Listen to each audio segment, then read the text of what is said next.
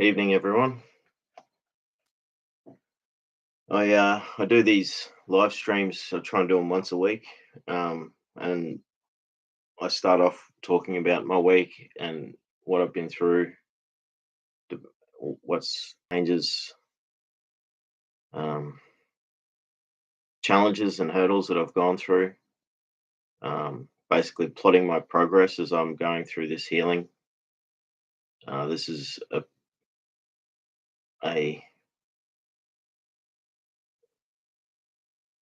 a big process, and there's so much I've got to do, and I've got to be. Um, I really have to work at it because it is such a big thing to do. I've got I've got to get my health back on track, physical health. I'm doing a lot of work on my mental health, and that's a big part of it. Like I did get a setback this week, and it lasted a few days. I had a major trigger, and I did go through the motions of which I've been practicing of calming myself down. I was in like a situation where I was around people when I got triggered, and I had to excuse myself and just go sit outside, and it was quite embarrassing for me because um, I was letting people. I felt like I was letting people down or causing discomfort for others, but I was doing the right thing by going and just getting some breathing space. After 5-10 minutes of being calming myself down, I was able to go back and enjoy the rest of the night. And I already have enough anxiety being around people, so that was probably why I was susceptible.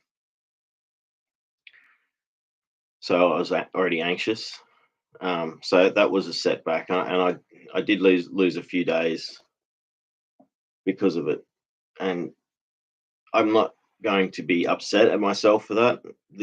And this is I've just got a few things on my list to talk about. Yeah, it was a setback. And I've got to expect this, and I've got to understand that this is just going to keep going, and it's going to take me a long time to heal, really. And one of the big things is um,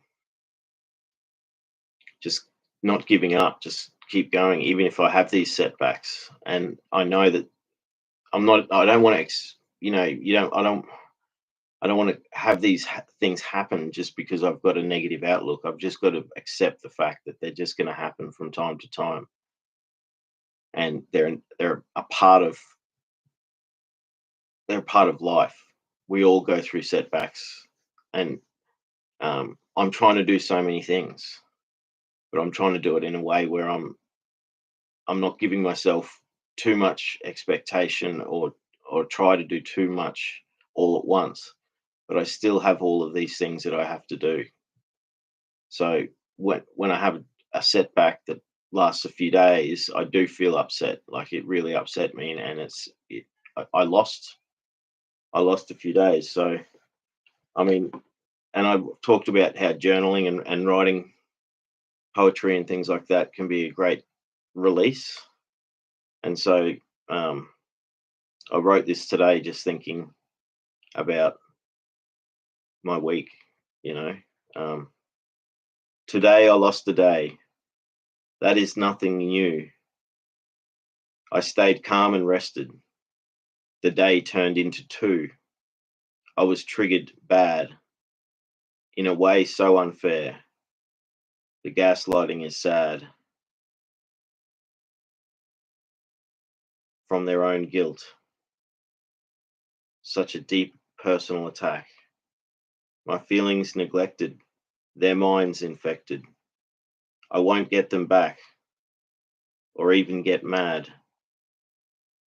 I will bloom again, like a flower that has wilted. So that's just something that I wrote to let out just let out what I'd gone through. And you know, I didn't spend a lot of time on it. I just did it.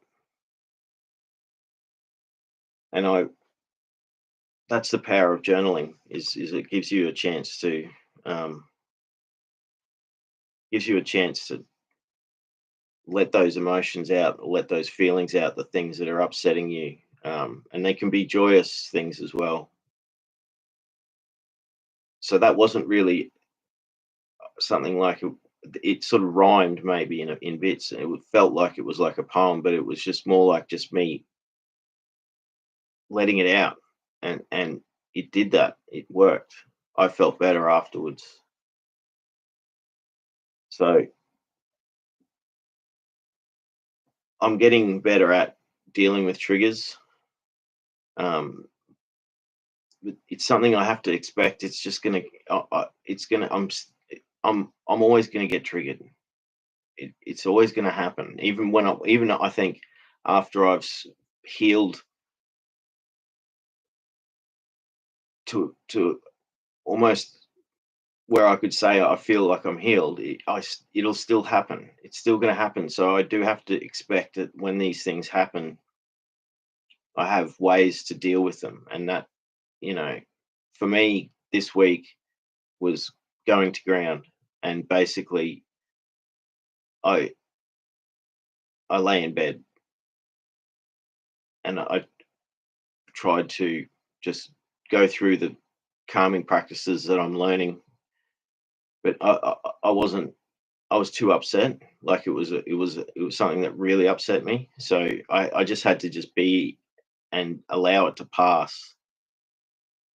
So I have lost a few days this week, but I've gained more strength and knowledge that I can overcome these things when they happen. So this next week's going to be great. I think I'm finally getting to a point where um, the little things that I achieve through the week add up to it being um, overall positive. And while I'm doing that, I'm continuing all my research into how to heal from complex trauma. And that's something that's a big thing in this channel is we share when we get the chat going, we do share books to read, YouTube channels to watch, things things to um, things to do to help us. And the thing I really love about this when we have these live streams is it's all about the chat. And I can see we've got some people here watching, and we got Em and Bells wishing me birthday. Em and Bells says, "Happy birthday, Possum." How have you been? I hope you enjoyed your birthday sunrise. Look, I've got to tell you, that was part of my bit of a setback. You know what happened? I set I was showing everyone in the last stream how I've got my old phone, which they're disconnecting these networks now. So I had to switch over. And so I got this was actually a birthday present. Um, so I've got a new phone, and I didn't set the alarm in the new phone. I set it in the old phone. So what happened was is the old phone, because it's got no SIM card, the time was wrong. So when so I woke up and it was already sunrise. So I missed it. And then I had a quiet day. Yes, it is my birthday for everyone who doesn't know. Yeah, it's my birthday. Well, it was my birthday yesterday, but if it's the 17th where you are, it's still my birthday. So yeah, that's no surprise. It says Sam. Yeah, that's it. I got to laugh at it. When I did wake up and I realized that I'd set the alarm and it wasn't going to wake me up. So, and then I tried again for this morning to go watch the sunrise. I went to bed early, and I I didn't manage it again today. So these are little setbacks. But a friend of mine who's encouraging me, she said, "Look, don't worry about it. There's always tomorrow, you know." And there is. So I'm prepared for tomorrow. I've set 3 alarms in my new phone, so I'm definitely going to wake up and I'm gonna get to go watch the sunrise tomorrow. So that's gonna be awesome. I can't wait to do that. Um,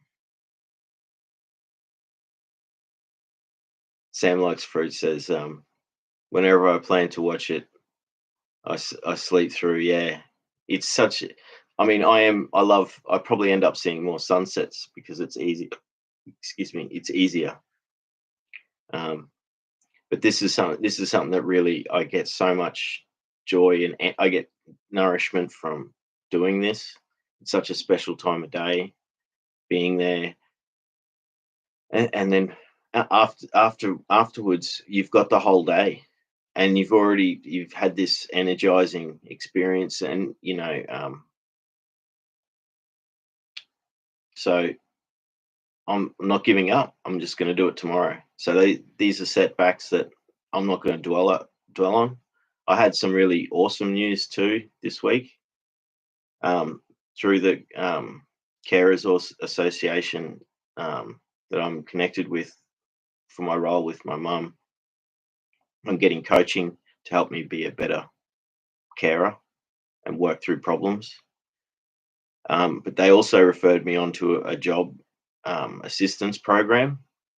And so I spoke to them and I told them about my idea of I want to do nature therapy, and I want to do a few courses so that I can do it officially and start a small business, taking for people for walks in nature as therapy, because I know how much it does um, good for me. Yeah, Sam Likes Fruit says yes. You see when you're meant to. Yeah, that's it. Maybe I just wasn't meant to. It just wasn't meant to happen. So I'm I'm not dwelling on it.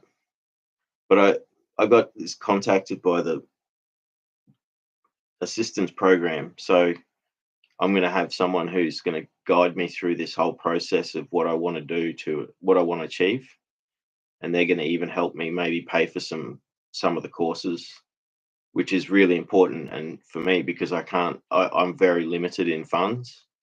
Um, I've got to pay back um, from the accident I had last year, and so that means that plus car registration means I'm basically going to have $50 left over every fortnight for the next 8 weeks. So um, and then ongoing after that, like I would like to be able to start one of these courses, but I just financially can't. So if I'm getting this financial assistance through this association, it means so much to me because it's like I was crying on the phone talking to the person because I was overwhelmed that I got a phone call from someone wanting to help, and when I told them what I wanted to do, and I explained that I've got complex post traumatic stress disorder and I need to have a job that's low stress and I actually want to give back somehow. They were just like, look, this is the best. This is great idea. And um, they even said, well, you could actually be one of our clients. Like I could actually be doing work where they fund other carers to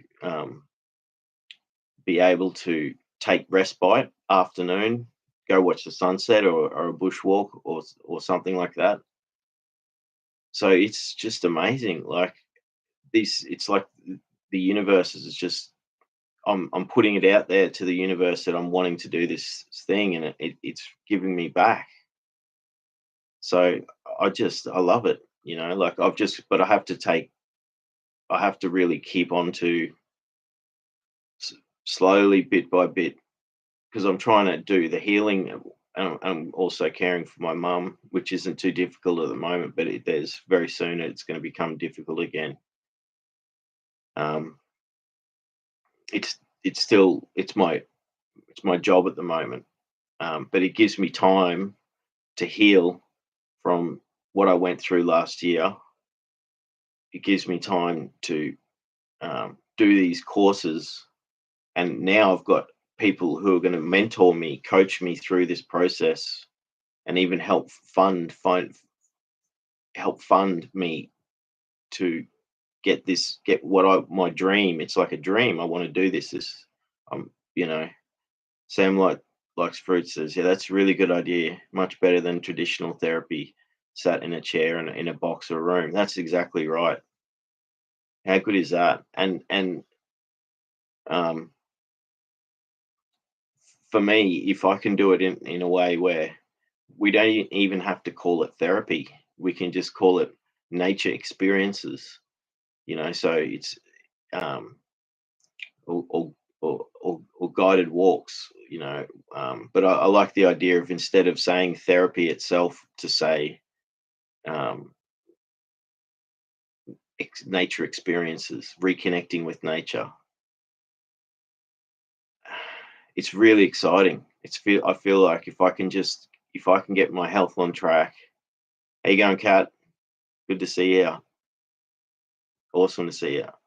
We we already got the friends in the room and we're having a chat already, which is great. I thought tonight, like, I won't sort of go on too much about my own stuff, but I have to keep doing the updates every time I do a live stream like this, because that's the whole sort of point of me doing these live streams, is to talk about my progression and talk about what I'm doing, and things that work and things that don't work, and it also keeps me on track.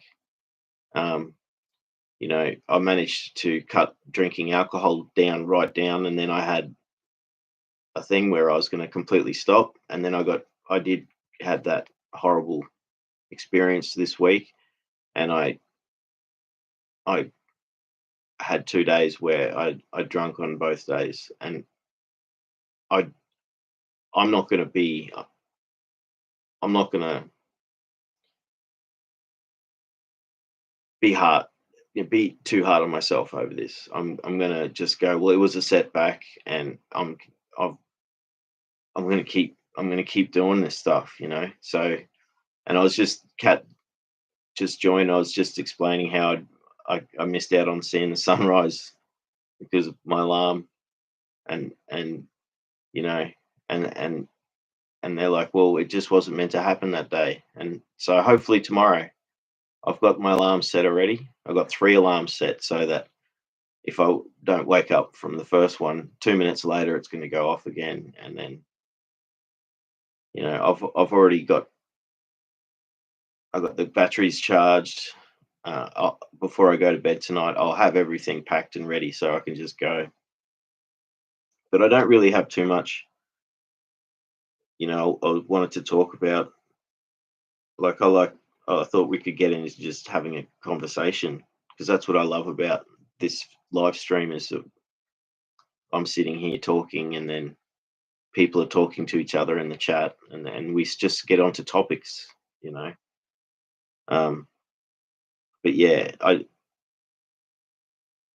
one of the things I was disappointed was this week. Yeah, I did turn to alcohol after I got triggered, so I need to actually um, be stronger with that. I think it was probably because it was such a upsetting thing that I did it. So I can't be too harsh on myself. you know I'm not drinking tonight. So um I mended my shirt in stream I did a while back. I was talking about how um I had my favorite shirt that had tears in it, and this why I'm bringing it up again, is that I mended the shirt, and I had great joy in mending it, and then I wore it for 2 days because I was like, oh, this is my favorite shirt again. But the problem was is the shirt is such thin, fine, thin cotton. The stitches that I'd done just tore out. So what I've got to do now, like it was like a metaphor for me for healing myself. I've gone, well, that's okay. I'll take it to a. We've got a lots of places around, but there's in my suburb there's a seamstress that does alterations and repairs clothing. So I'm going to take it to her and have the long sleeve shirt turned into a short sleeve shirt. So I still get to wear my favorite shirt. It's just going to become a different shirt now. Um, so that it was sort of disappointing because it was like I felt like, oh, this is great. I've got my shirt back, but then 2 days later it started tearing again. But then I thought, no, it's not. It's not all over. I'll just turn it into a t-shirt. You know, it's not going to cost me much money, and someone will be able to do a proper stitching job on it. Um, so that's my. I don't have much to update except it's my birthday. Happy birthday to me. I'm 46 years old. So, um, Kat says updates are great. It's a good to keep track of your healing. Thanks, Kat. It is good, and I can, I can go back through and see what works and what doesn't. And I'm getting suggestions for my healing process through these chats that we have, and that's awesome. And that's, I guess, what I love how YouTube has been able to connect, and that's why I put CPTSD in the description so that it sort of people come here understanding that this is the main thing that we talk about, but we start talking about all these other things, um Kat continues, yeah, life happens, keep focusing on positive movement forward, any steps forward is better than none. That is beautiful. That's such a great way to look at it because I understand that there will be sometimes these setbacks occur. And in the past, this has been a big problem for me where um, I will be doing all this work and then I'll have a setback. But what it does is it sets me way back. It's almost like I give up on where I was, and all that momentum that I had and all the work that I'd done in the meantime then gets wasted because I didn't keep going. And so, when you do have like, when you do have a setback, don't let it um, don't get upset about it and just keep that momentum going. Keep and never just don't give up. And we it's one of those things that um, we just got to keep moving forward and don't feel bad when things don't work out. The other thing I did was in the we had an epic live stream the other night, and it was went for 10 hours. And it started off me with one of my sort of talks about myself, and it was very deep, personal.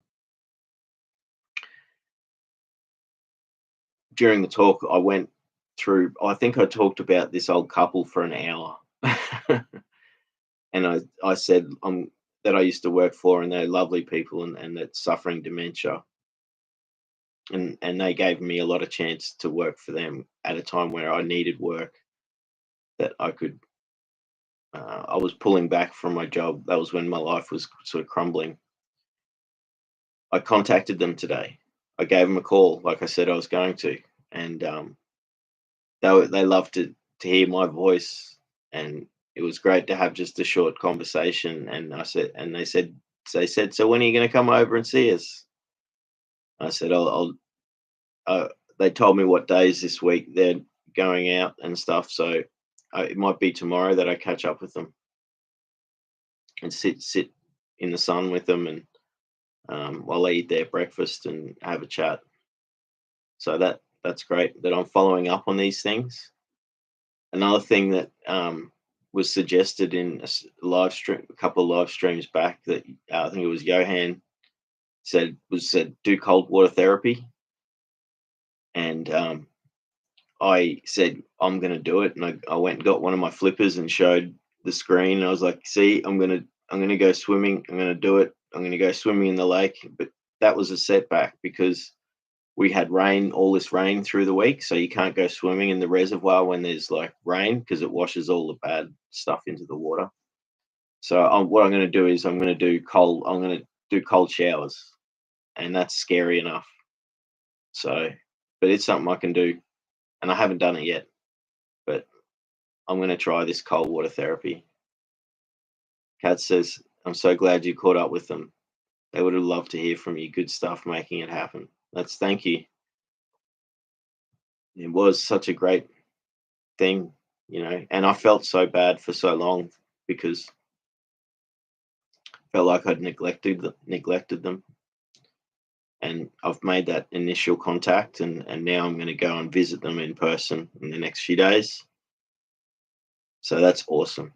Just little steps, just do little things. So I I probably spend maybe an hour or two a day watching YouTube videos on how to heal from complex post traumatic stress disorder and all that. I'm sure we all do that. And um, I find if I do too much, I get overload, and I'm not actually then focusing on the things I should be doing as far as the healing, practical stuff. But it's something that I think it's such a great thing with YouTube is there's all these professionals out there that have got all this information for us. So as soon as you get suggested on something that could help you, then you can really go um, down that trail and learn about it. And like one of the friends who comes and joins here, INFJ Ultra Heyoka, he, you know, I've been researching INFJ, which is um, it's a personality type, and it's amazing. I feel like I'm an INFJ myself, because I'm introverted, and I do. The J stands for judgmental. I do get, um, I guess, I don't judge. I try and not be judgmental, but um, I'm one of those people that give people so much liberty, and it gets to that point where when I do actually speak my mind, it's it's like I am judging. It's because I've already given so much allowances to other people, um, and that can be shocking for people. You know, Kat says, yeah, it's a huge step focusing on healing and doing the work. It takes a lot to do so. So yes, and then she says, yes, INFJ club with the hands up. It is. It's like we are complex post traumatic stress disorder, INFJ, and I like to think this is a friendly place. We could just um, have these conversations and just know that we're real people, enjoying each other's company. Um, it's really special. You know, like and I can't believe the last few streams have gone for so long. I guess it's because we have these chats and they just keep going. I think Kat says, I think the INFJ is also known as the advocate. There you go. So that's what I'm only just learning about this now, this stuff, and it's amazing how it when and it's the same thing when I was, because basically when I was like in my late teens and people were saying, what's wrong with you, man? What's going on? And I would say I've got PTSD. I didn't know what complex PTSD was. And I guess now there's so much more awareness. Um, it needs to be it needs to be sort of brought to the forefront of, like, people need to talk about it more because it's so common. 1 in 4 people have got it, statistically. So this is our friendship group, I guess. We're supporting each other, but it's and we can feel free if w- like if you need to speak about troubles that you're going through, feel free to talk about them in the chat. Like, I guess one thing, I spoke to my trauma um, a counselor from the Complex Trauma Association in Australia. They're called Blue Knot. They're amazing, and they if you live in Australia, you can get free counselling from them. You can just call them up and you can speak to them. And if you're from overseas, you can still get information from their website. They have free resource materials that you can download. Um, but they've been amazing for me. They've really helped me this year so much. When I discovered them, I was like, uh, you know, and I'm going to try and I can't donate. I donate to Lifeline, $20 a month. I can't afford anything more. That's the only charity I donate to, and that Lifeline's helped me out as well. Going through crisis, they're a crisis counselling, so anyone can call up 24 hours a day and speak to someone. And I haven't had to use Lifeline now for months, um, but I was going through a really tough time this year, and um, dealing with my own problems, as well as dealing with the unknown, the fear and uncertainty about my mother's health.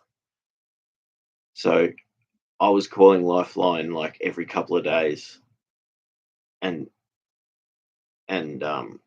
there's another one in Australia called Men's Line, which is for men's mental health, and I've called them several times.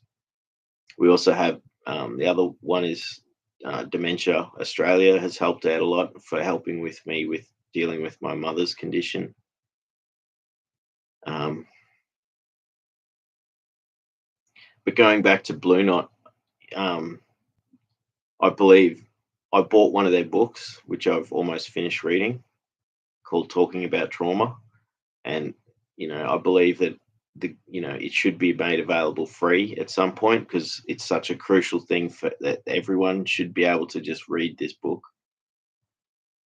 So I'm going to write a letter to my local member of parliament, or try and find a few people to write letters to and say, give this organization $1 million and ask so that they can provide this book for free as an ebook that anyone in the whole world can download.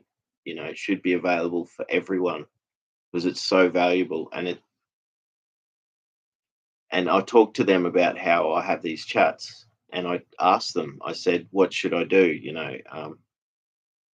Because I don't want to trigger people. And I know that's why sometimes I'll talk about stuff that is pretty heavy stuff. And that's why I'll put content warning in the description or the title of the video. But yeah, the woman said to me, yeah, boundaries is something, that is the main thing you should talk about, because I don't want to I don't want to, if anyone's here and we start talking about trauma and um, I don't want to trigger people, but the thing is, if you do get triggered, you can always just click away. And if it's too much, but I like the idea that we can have these conversations about the pain that we go through. I also love how don't we talk about all these other inspiring things, like creative things that we all do, and like, um, for me, that's just been such an amazing aspect to doing these streams, you know. So for me, I'm trying to make it like we have this group of people that can just be there. Maybe you're listening to me, but maybe you're chatting in the chat. So,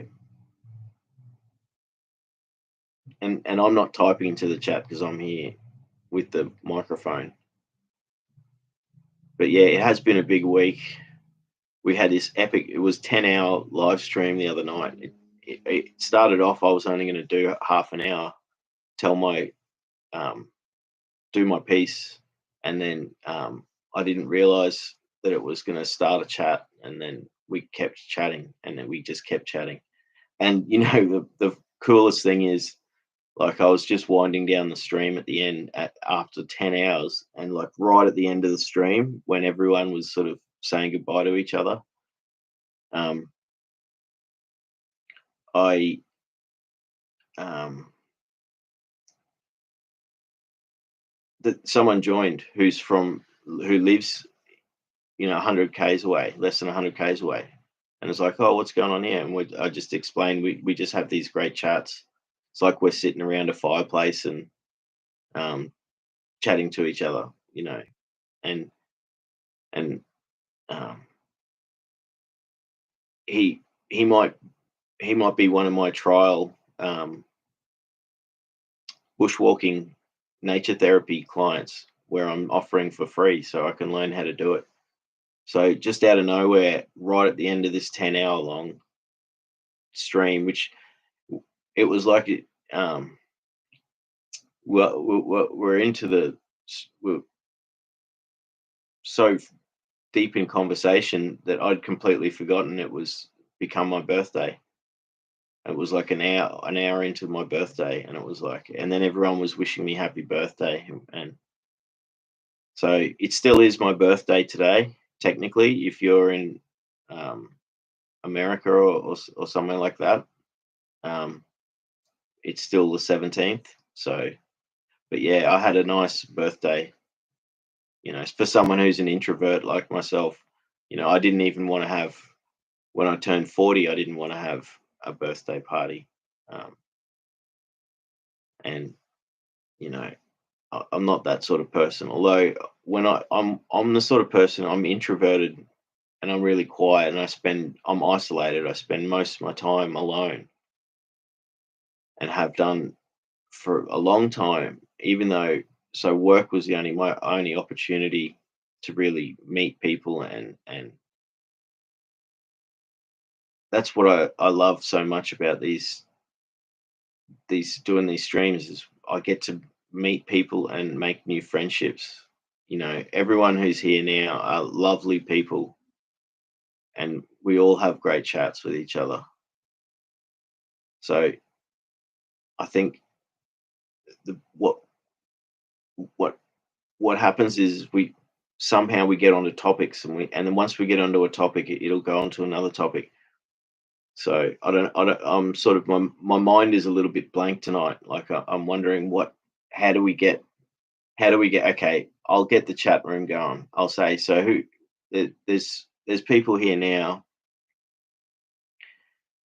Tell me something about what you do for yourself to help make you feel better when you're needing to lift your spirits, you know. What is it that you do? We all have different things, and um, I don't know. I've explained a lot of the things that I do, um, and sadly, like I've mentioned, is, you know, I used to play guitar and I can't at the moment, but that'll happen again. And so I'm doing a challenge. I'm challenging myself because someone said to me in the last live stream, I think it was, "Oh, you got to play guitar for us."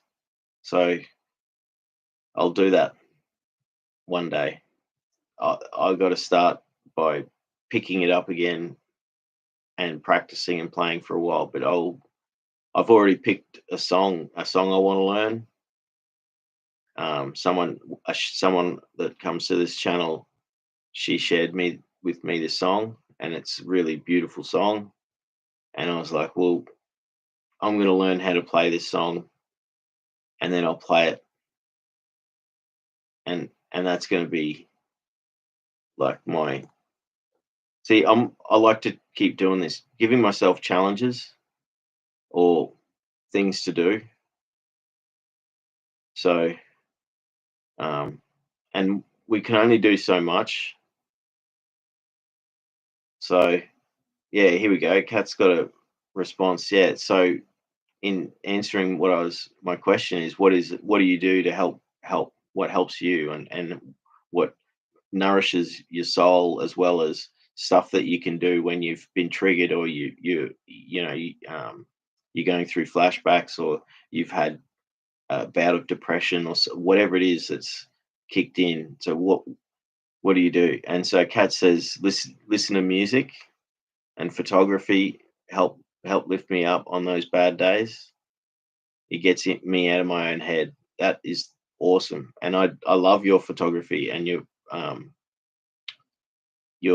the poetry. You also write poetry too now. You've been writing quite a lot of really amazing poems on Instagram, and it's really great to see. I Every time I see a new a new photo that you've put up, it's like awesome. Like, it makes my day, and they're beautiful. You've got you have an eye for photography, Cat.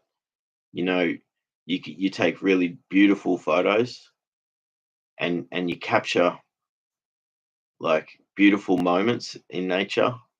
Like, I saw that one you did the other day, where you had like a flower, and it had rain droplets on it, and the poem went with it, went with the photo, and that's really keep doing that. I love every time I see one of your artworks, because it is artwork what you're doing. So, um, listening to music and photography is great, and feel free to share with me any music, because that's what's happening. Um, is I've had a lot of people share the songs that help them with me, and then I've listened to those songs, and I've it's it oh, you've already shared with me some songs. I remember I had a really tough day few weeks ago, and you did that, and you sent me this awesome song. I forget the name of the dude. He's like, New Zealand. Um, forget who it was, but yeah, it was amazing. So I've got the song saved in a playlist on my YouTube, privately saved. But I might make a playlist on YouTube for that sort of stuff, and have it on my channel of like best songs to help lift your spirit and make you feel good. Kat says, "Thank you, Luke. Um, I flow with it when the inspiration comes." That's awesome. You when um, That's a really good point too. Is when the inspiration, like with well, it's what we deal with it on a day to day basis. Is we have good days and bad days, and sometimes pushing ourselves to do the might be like you say, photography or poetry. Um, Sometimes you're doing it even though you're in a really tough mood situation, or your difficulties that your things that you're going through are making it hard. So then it's hard to just be inspired, and sometimes you're just doing it as your therapy, but then you become inspired. Yeah, that's his name, Narco. You sent me one of his songs already. But Kat says she'll send me more music. Thank you. I look forward to it. And whenever I get these songs, I save them to a playlist. So, and I'll start sharing with you as well, um, because I've got all this music that you know means a lot to me, and it's just such a powerful medium is music. But like, I don't know. Um, Kat says, "I love your poetry and photography. Thanks, friend." You know, I I haven't got back to writing daily yet, writing poetry daily yet. But I do have I do have my journal again. I got a fresh one, which I'm about a quarter of the way through, and so we these things are just so powerful. And I know I've talked about journaling a lot, so that's definitely one of my main things for me to keep me going and to give me ins- it, it's funny how like you give your you once you give yourself inspiration, and once you start, like I was saying, it was sometimes you have to force yourself, and especially for things like if you're doing nature photography, you got to make that effort to go outside and get to that place. And but once you're there, even just being there, you you um you get so many positive returns from it, and then it then inspires you then. And that's what I love about what I've seen with your poetry, Cat, is that you'll do that. You'll your self-care is getting out in nature and enjoying the beauty of nature, and then you're capturing it with beautiful photos, and then you're writing a beautiful poem about it. And I think that's really special. I I I, I I think you got a gift for poetry, and keep doing it. So I don't know, what is there anyone else here in the chat that has ideas about what they do for themselves? Sometimes it might be um, it doesn't have to be creative. It's the things that help ease and relax you. I used to watch um, lots of TV series, like the good ones. Like and same with YouTube. YouTube is the main thing, my main media outlet where I get most of my entertainment and learning about stuff. Um, but it used to be that I used to watch. I'd have my favorite shows, and just once a week or whenever the series gets released, I would enjoy watching as entertainment. But I became I don't like my anxiety makes it difficult for me, so I used to go see movies in cinemas, and for years now, like you know it's too much for me. Even though you're in a dark room, and if you go see a movie at the right time of day, there might only be a few people in the audience, but it's a barrier for me. And then there is a downside to watching the TV or the streaming shows, Netflix or whatever.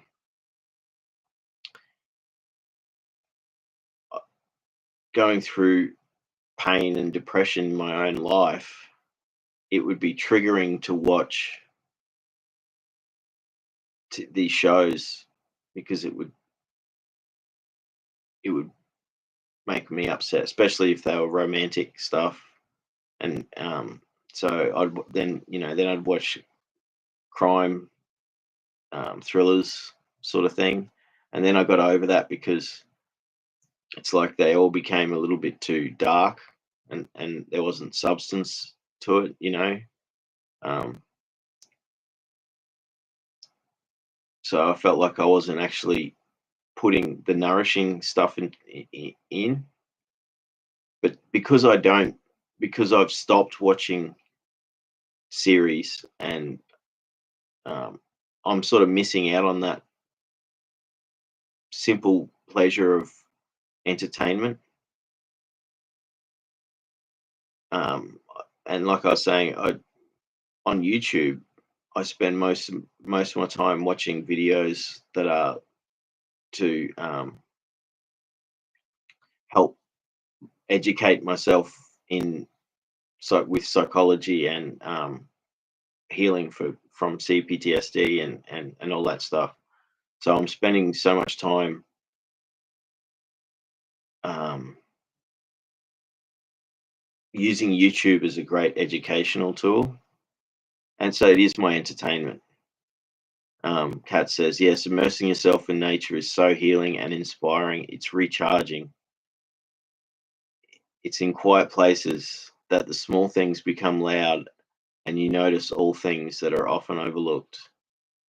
See, that's almost like a poem right there. Like literally, that's a beautiful quote.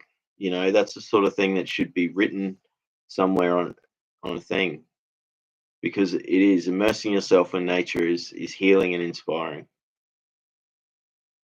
And it shows you get to see nature for what it is. Like I remember I saw one of your recent photos on Instagram, and it was a bone and it was on the floor of the forest, and you can see the beauty in that. It's obviously it's an animal that's no longer living. It's a bone that's discarded on the ground, but it's still beautiful. um, and it shows what nature really is it's life and death, and renewal. um, but I really love what you say about how it's not only healing and inspiring, it's recharging. So you're giving yourself, like, even if you're with your responsibilities and your life commitments, even if you can only get out into nature occasionally, by doing it, you're recharging. So, like, if you only get like a couple of hours a week, whether for whatever reason that you can't actually get to do it, even just for that half an hour or an hour of being in nature, you're recharging so much, and that's the beauty of it, eh? Like, but you're being present in. But unfortunately, we don't all have, like, I'm lucky where I live. I'm not too far from beautiful nature, so I can get there easy. And um, not everyone has that um, ability to get out into nature. Um, if you're living in a big city and you're far away from it, and it takes a lot of effort to get to it. So I'm very fortunate, you know, and yeah, and I like the point you make. It's in the quiet places, and the small things become loud, and you notice all the things that are often overlooked. And that's why I think what you wrote there it's like a beautiful quote, and we can quote you on this. um it's it is that the quiet places, you know and the small things become loud, and you start to notice, like, how intricate everything is, and how it's connecting you back to nature, because we've been so disconnected in our modern lives. We are so disconnected from nature. We live in these square buildings, I remember when I used to work on a farm. I worked on a farm for like 2 years, and it was pretty good experience to do. I was sort of like caretaker, and so I was surrounded by nature, all day. I was um, um, getting rid of lantana, which is a really invasive plant in Australia. It's done a lot of damage to, and it's taking over whole areas of national parks. It's really horrible stuff. I was lucky enough to be getting paid by the owner of the property to remove the lantana as part of my job. So it was really awesome. And I got to see some amazing stuff when I worked there. They had dingoes that were living on the property, like nearby, like because the property backed onto the national park. And one day I came across like I don't know what they call them, a den or a warren or something, but it was where they looked after the babies. And so like I saw these little baby dingo pups, and they had it's like a nest sort of thing. And that that was really special moment. Um, we also have these things called I forget their name. They're like giant skinks. They're these land mullets. That's what they're called, land mullets. And they're giant skinks. Like they grow up to like 2.5 foot. Like they're huge. Not like a goanna, if you know what goannas are, for people from overseas. But um, again, I was in my work. I was like crawling through all these overgrown jungle, lantana infested area, and I discovered like a place, and there was like a whole community of these. Yeah, they are huge. Cat that they are amazing. They're like jet black, shiny scales, not rough scales, real smooth scales. Like they're like a giant blue tongue lizard. They're the same shape as a blue tongue or a pink tongue lizard, but they're giant. They are awesome. Hey. And they had this spot where I found which is basically where they would all sun themselves, and so there was like 10 of them all sunning themselves. And another thing I got to see while I was working there was I came across bowerbird nest. So again, for people who there are bowerbirds all over the world, I think, but I think they're mainly in Australia. And bowerbirds make these beautiful nests on the ground, and they're like this tunnel that sort of shaped like, if you can look it up, bowerbird nest. But what bowerbirds do is they collect um, things of a certain color. It's usually blue or pink, and they'll just go and steal these things. They'll fly around and they'll find a bit of blue or a bit of pink, and it's usually blue. And um, they decorate their nest with all of these items that they've stolen from humans, because that's where they get all their stuff from. Like humans, might be Lego bricks, like a blue Lego brick, or a milk bottle top. The caps used to be all blue all the time. They're not nowadays. They're not like that. Um, but yeah, those were great experiences that I was able to have through work. Um, I just really love that comment you said how getting out into nature is such a recharging thing. And so if you live in a city and it's difficult to get to, um, go to a park or something like that, or go to a creek. If you can, just get out in nature. But I'm just interested. I'm trying to. I'm happy to just keep here, be the one, just keep chatting. But like, if people have got ideas they want to suggest of what they do to really recharge and nourish the soul, music, is definitely one of the most powerful things.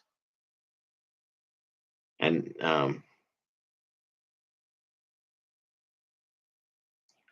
I'll definitely look up Trevor Hall, or you can send me some. But that Narco, um, his music is so uplifting.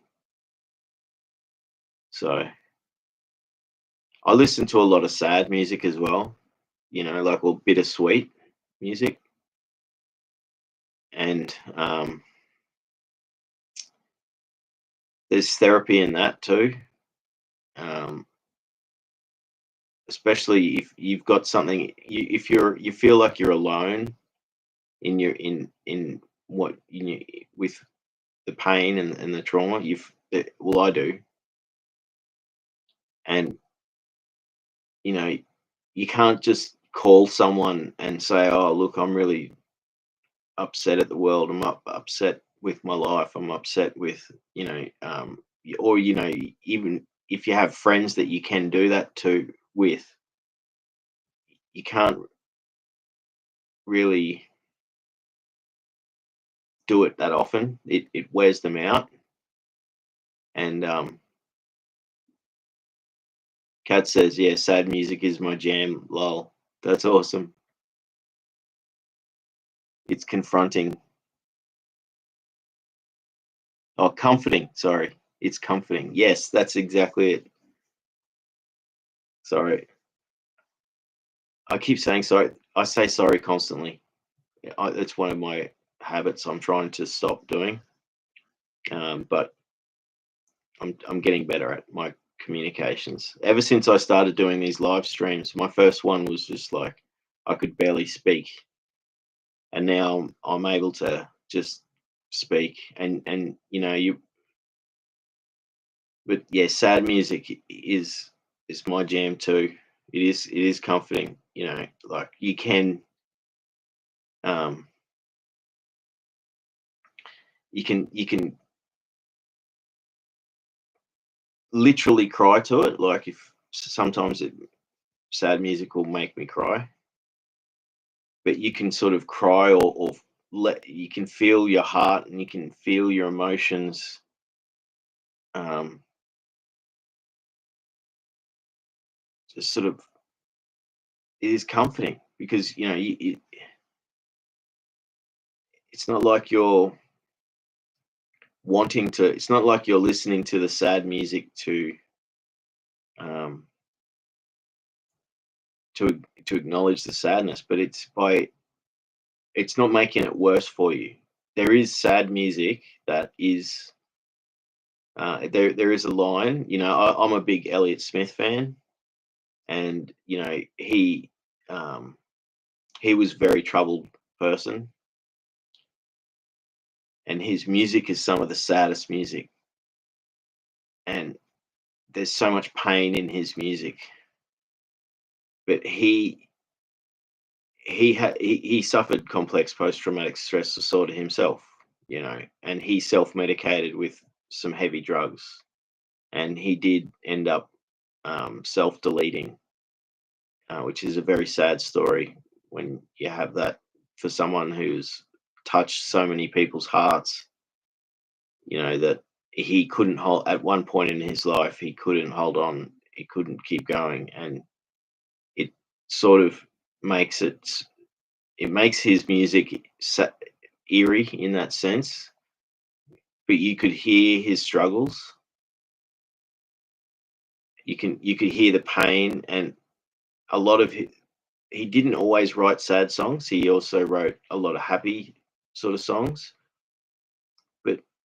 we do live in this world where there is not everything's perfect, and it's okay to it's okay to like listening to sad music, if that makes sense. You know, but there is a point where, sometimes sad music can actually keep you stuck in that melancholy. And so what I would do is I'd sort of regulate it. I wouldn't always listen to it, but it would be often when I'm really sad. That's when I would feel like listening to the sad music, and it would help me go through the emotion release. So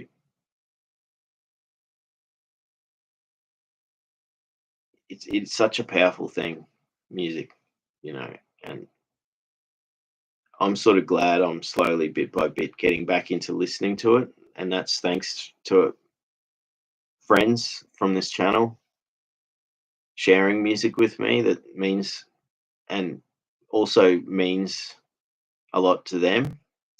Um, I got shared a playlist, and I even signed up to Spotify, just so I could listen to this playlist that Johan sent. And it's like, 30, 40 songs, and the music's like, it's a lot of instrumental music, and it's really sad or deep music. And so it and he said to me how much this music's helped him get through some really tough times. And it's because you've got this emotion going through you, and this pain, but then you're hearing this beautiful representation of the pain. So it's allowing you to cry without actually shedding tears, and sometimes it can make you shed tears. Kat says, yes, I have two playlists, my happy, uplifting songs, and then other playlists with sad, heavy music. Yeah, that's awesome. So you listen to all types of music like me too, it's good. It's good having varied tastes in music, and then that way you can have music for um, particular occasions. Whether you want happy music because you want to uplift yourself, or and then you have your sad stuff. Kat says it's also a way to gauge where you're at emotionally, when you can reflect on what kind of music you're listening to. That's a really good comment. Really good point. One of the biggest things I have trouble with is because I've had major depression for prolonged periods of time, and I have gotten stuck in. I have had to do that, and I've realized that sometimes that I how depressed I was because the music I was listening to, and how much I was listening to it. Um, so that's a really good point. Is that because um, being and this helps with dealing with triggers, and then knowing how to re-regulate, is um, being able to gauge where you are emotionally, because if you can do that, if you can, and there are techniques to do that, you can ask yourself a series of questions. And if you go to the doctors, they'll give you the emotion, or a checklist, and where are you on the scale of 1 to 10, or whatever it is, for all different emotions and feelings, and to gauge how depressed you might be, or anxious, how bad your anxiety is. Um, and so I think they've got the same tests all around the world, pretty much. They're sort of universal.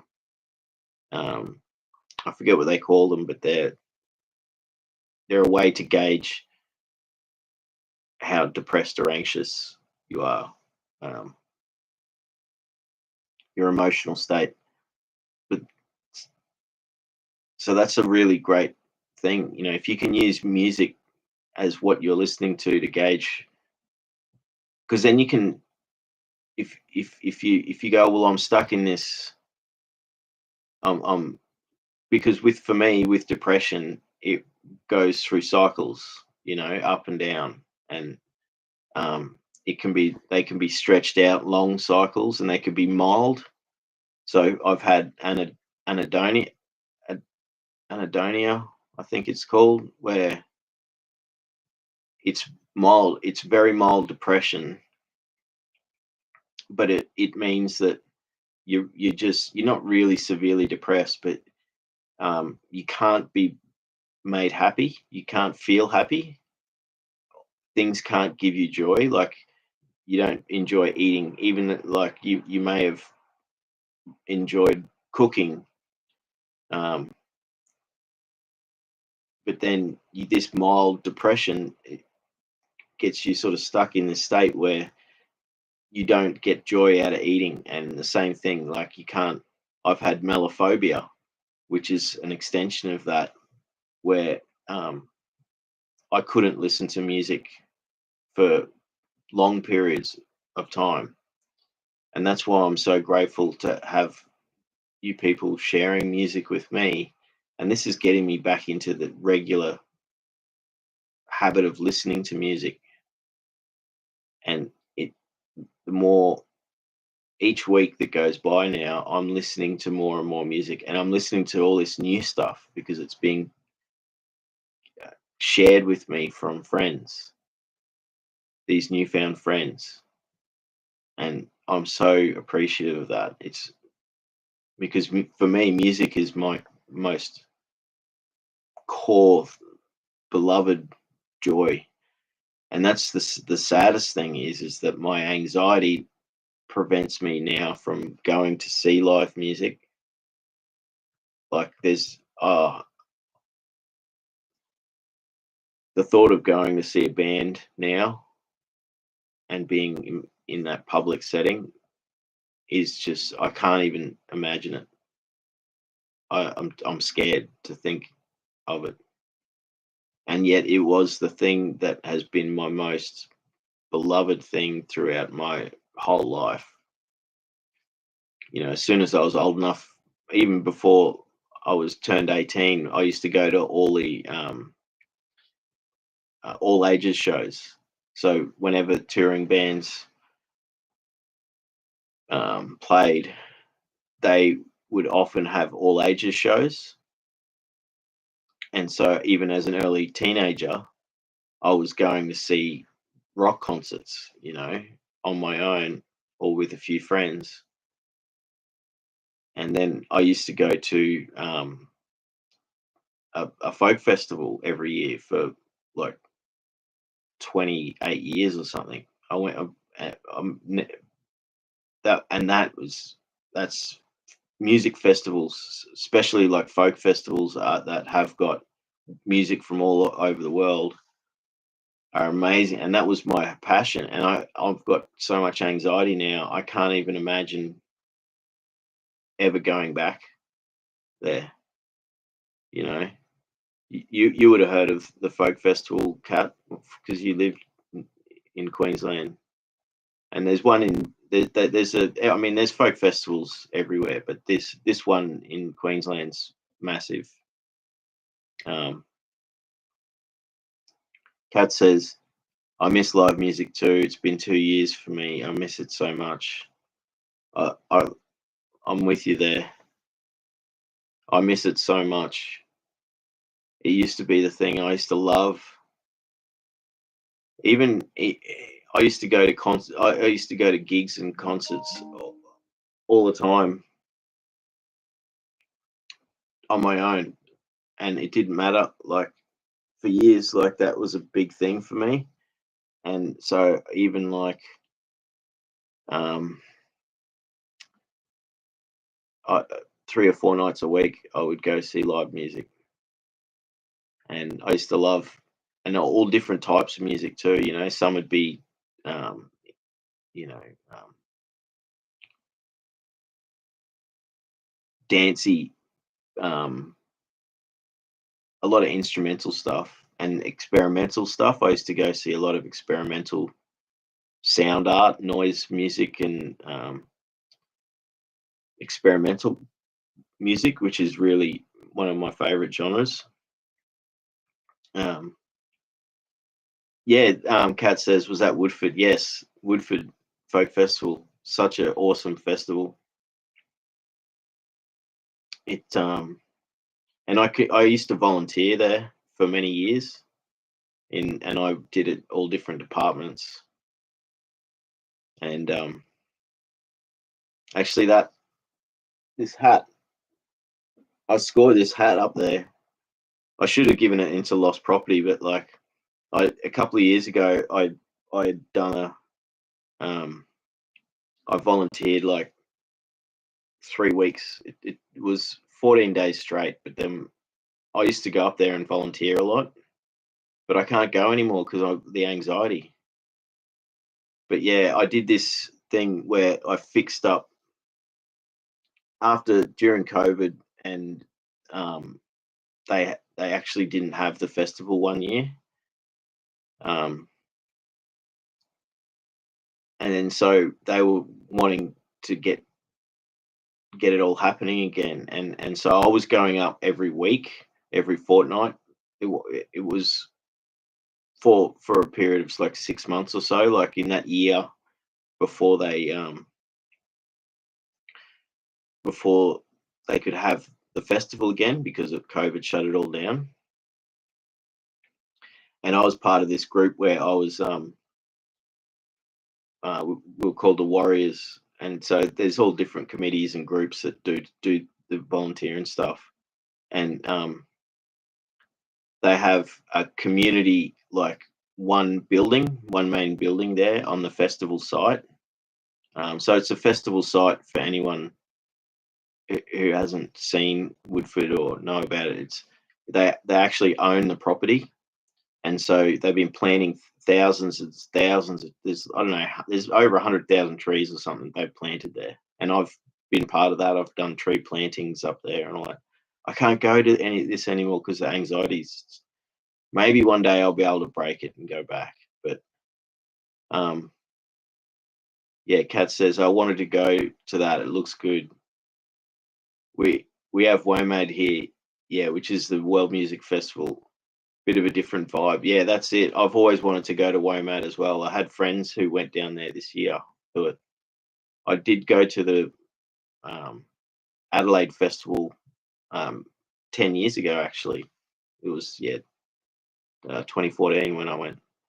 But Adelaide's also got it's spread out. So you've got WOMAD, then you've got Fringe Festival as well. Adelaide's got this awesome festival for the Fringe Festival, and it's massive. It goes for a month or so. They tried to even start it up in Brisbane, but it didn't catch on. But like Adelaide Fringe Festival is pretty awesome, um, and I'd love to go to WOMAD. And that's what I love about Woodford is a lot of the same acts would play at Woodford. So it's a big thing for me to not be able to go see live music anymore. It's like something I've lost, and I don't know if I'll ever be able to get that back. And I know maybe in time, you know, I'll build up my strength, but at the moment, my anxiety is so high that, um, and we talked about this, I think, on the last stream, just like going shopping. I'm just like I get in there, do, and then I'm do my shopping, and then I'm out as quick as I can I'm so isolated from society at the moment. Uh, but one thing that I do appreciate is that when I do go out in public, um, there is those you do get the kindness from people. Um,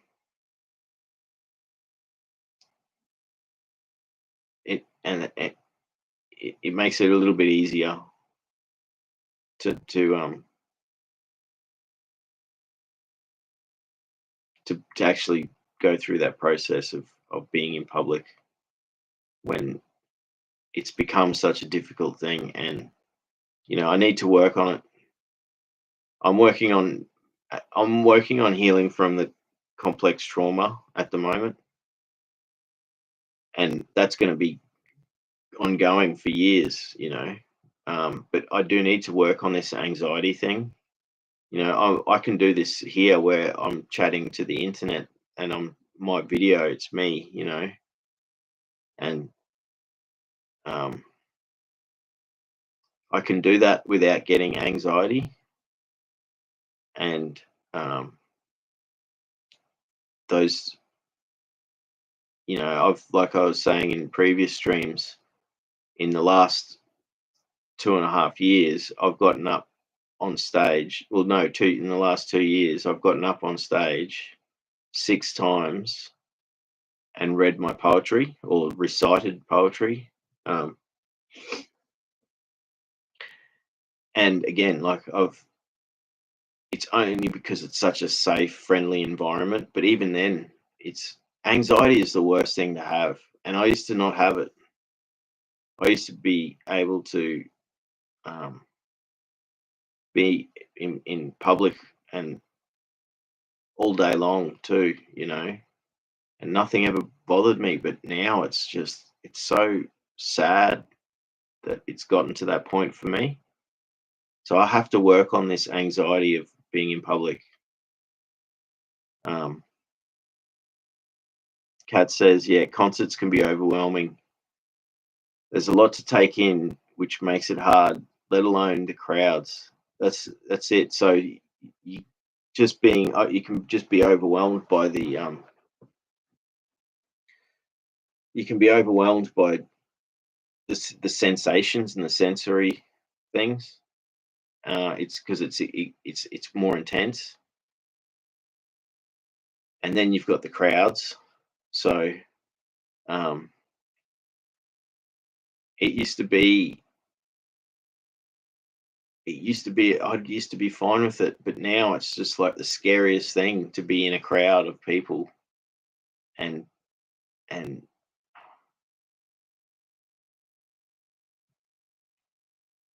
Kat says, yeah, I really want to see Heilung. Is that how you pronounce it?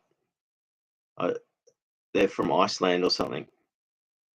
At the end of the year, I want to make it my goal to go, but I've got cold feet over it. Well, I hope you make it there. You know, you've given yourself the goal to get there. With a concert like that, you know, apparently they have like this full on stage show, and it'd be this great experience. And they'll probably, I don't know, that might be an open air concert. I don't know. Do they do open air concerts much down in the park, or um, in Brisbane? We've got like an outdoor music venue which gets used often, but not often enough. Um, that's a little bit less, like the that's the outdoor um, concerts can be maybe less stressful or straining for anxiety. But I really hope you get to go see, and they sound like they're one of your favorite bands. It's I've if I listen to heavy metal as well. I listen to all types of music. And my favorite band is Meshuggah, and I've seen them play every time they've come to Australia, and they haven't been here now for like years. But if they tour, they haven't toured with their new stuff, and um, if they toured, I would try and make it. That would be like that for me, like Halong or Halong. I don't know how you pronounce it, that band, but I know the band you're talking about. Saying I think it's indoors, yeah. Probably the Adelaide Centre there is amazing venue. That massive theatre is just amazing. So well constructed, and it's I hope you get there. And you know what I used to do with that too, even when my anxiety was sort of kicking in, because I would buy a ticket to go see the band, and then even though, and then once I had the ticket, it sort of gave me time to go. Well, now I have to go, or I have to then sell the ticket. But like, it's sort of, you don't have, once you buy the ticket, you're locked in. You know that you're going to be anxious. It's going to be difficult, but you can get through it. Um, and it's like, uh, to me, like, not being able to see live music because of anxiety is the worst. So I've got to break that somehow, and maybe just do it bit by bit. You know. Kat says, "Thank you, Luke. I hope you make it to a live show too. Make it happen." Thank you. Well, thank you. Maybe we can encourage each other to do it. You know what I mean?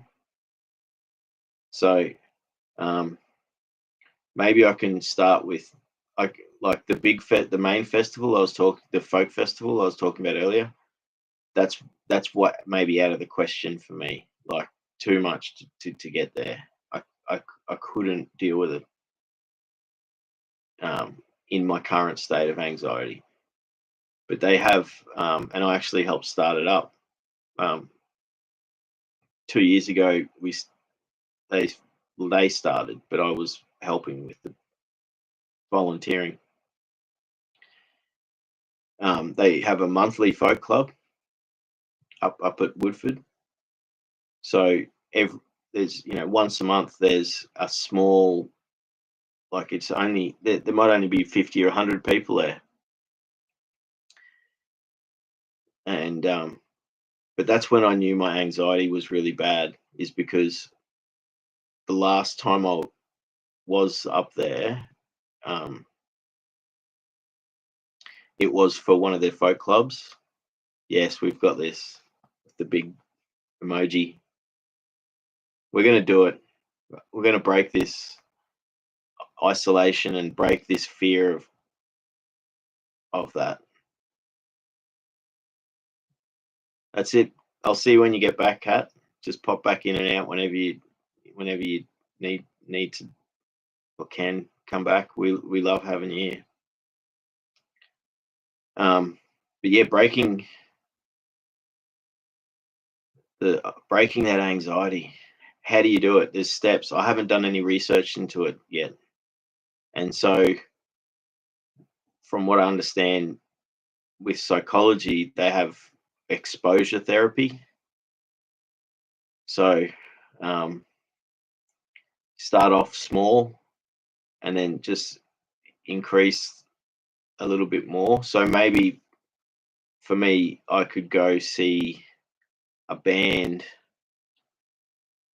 where I can just go and sit in the corner and no one would notice me. Or if it's in a theater or something like that, where it's in a dark room and I can just go and take my seat, and then once I'm there, I'll be okay. So that could be a way I actually sort of start actively working on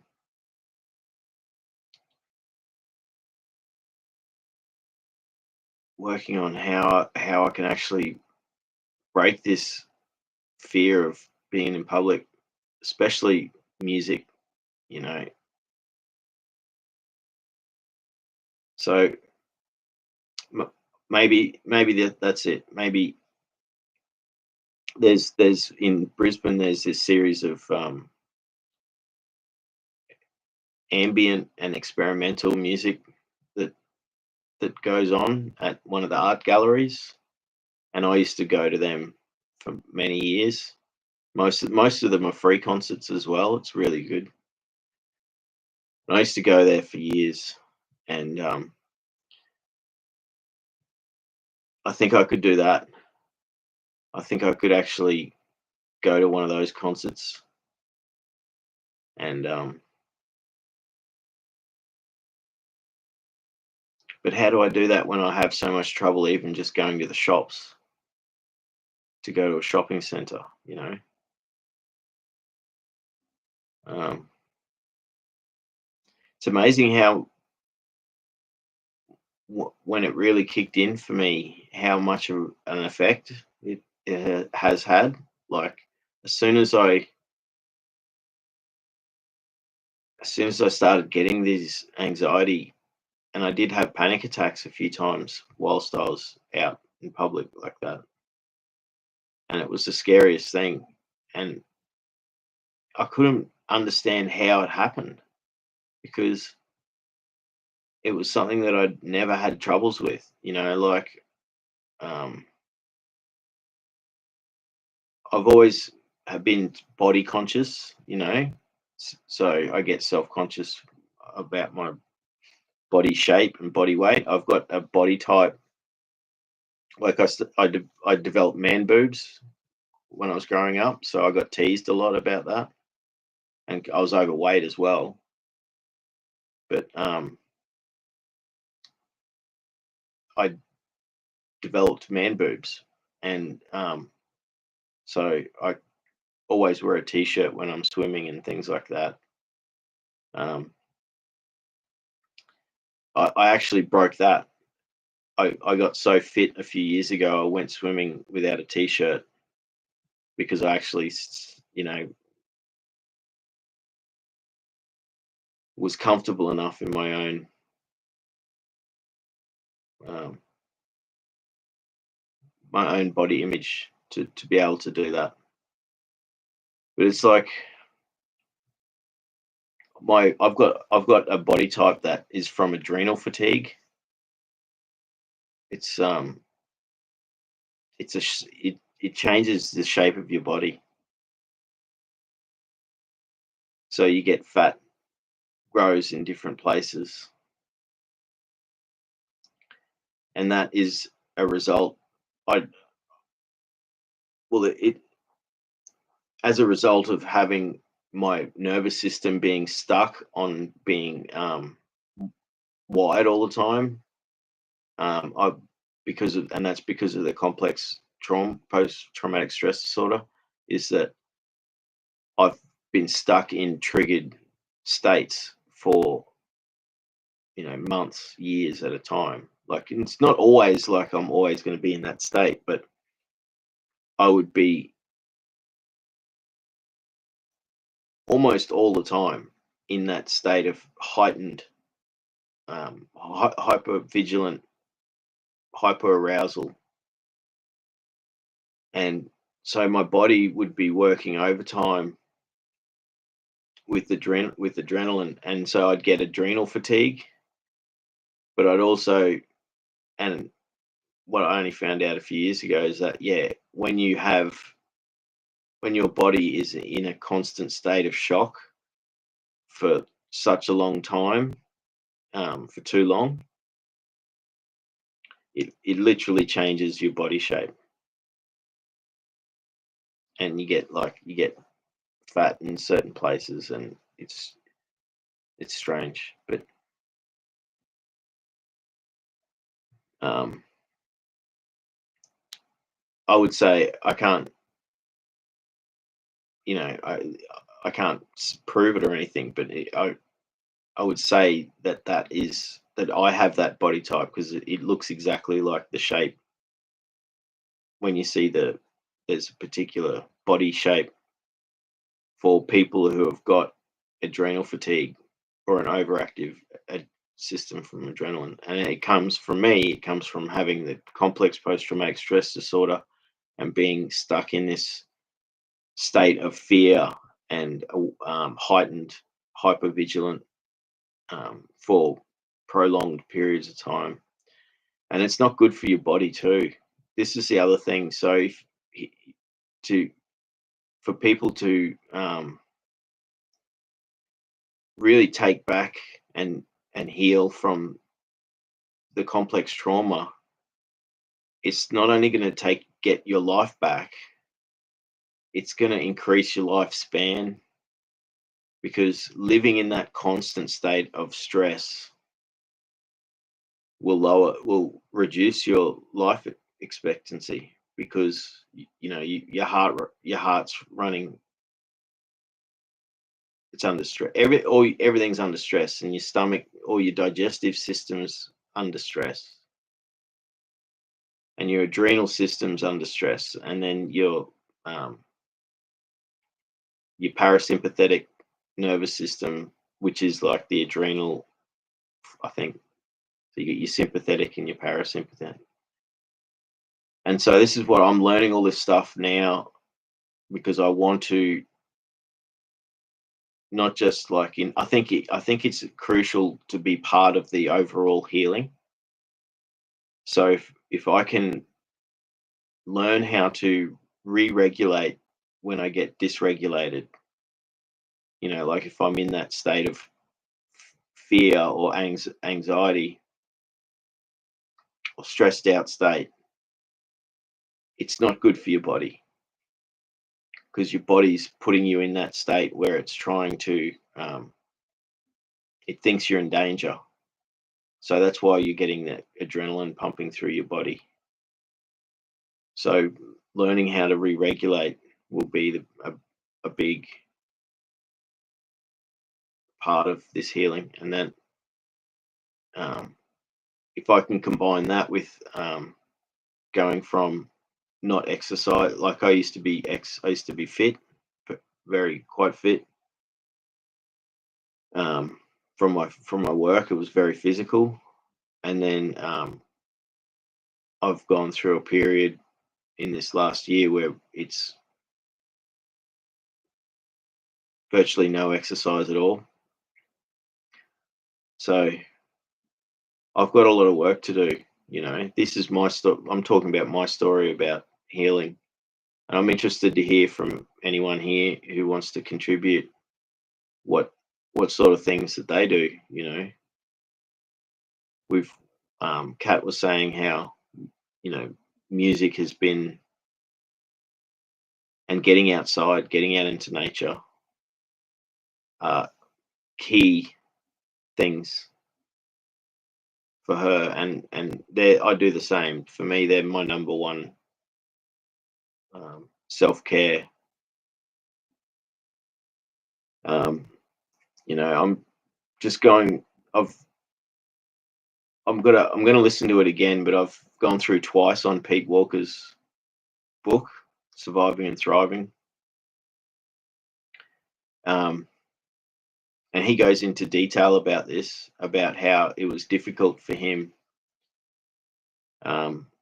when he realized, he says in the book, when he realized he was going through this healing process, and he realized it was going to be a lot of work, and it was going to take a long time.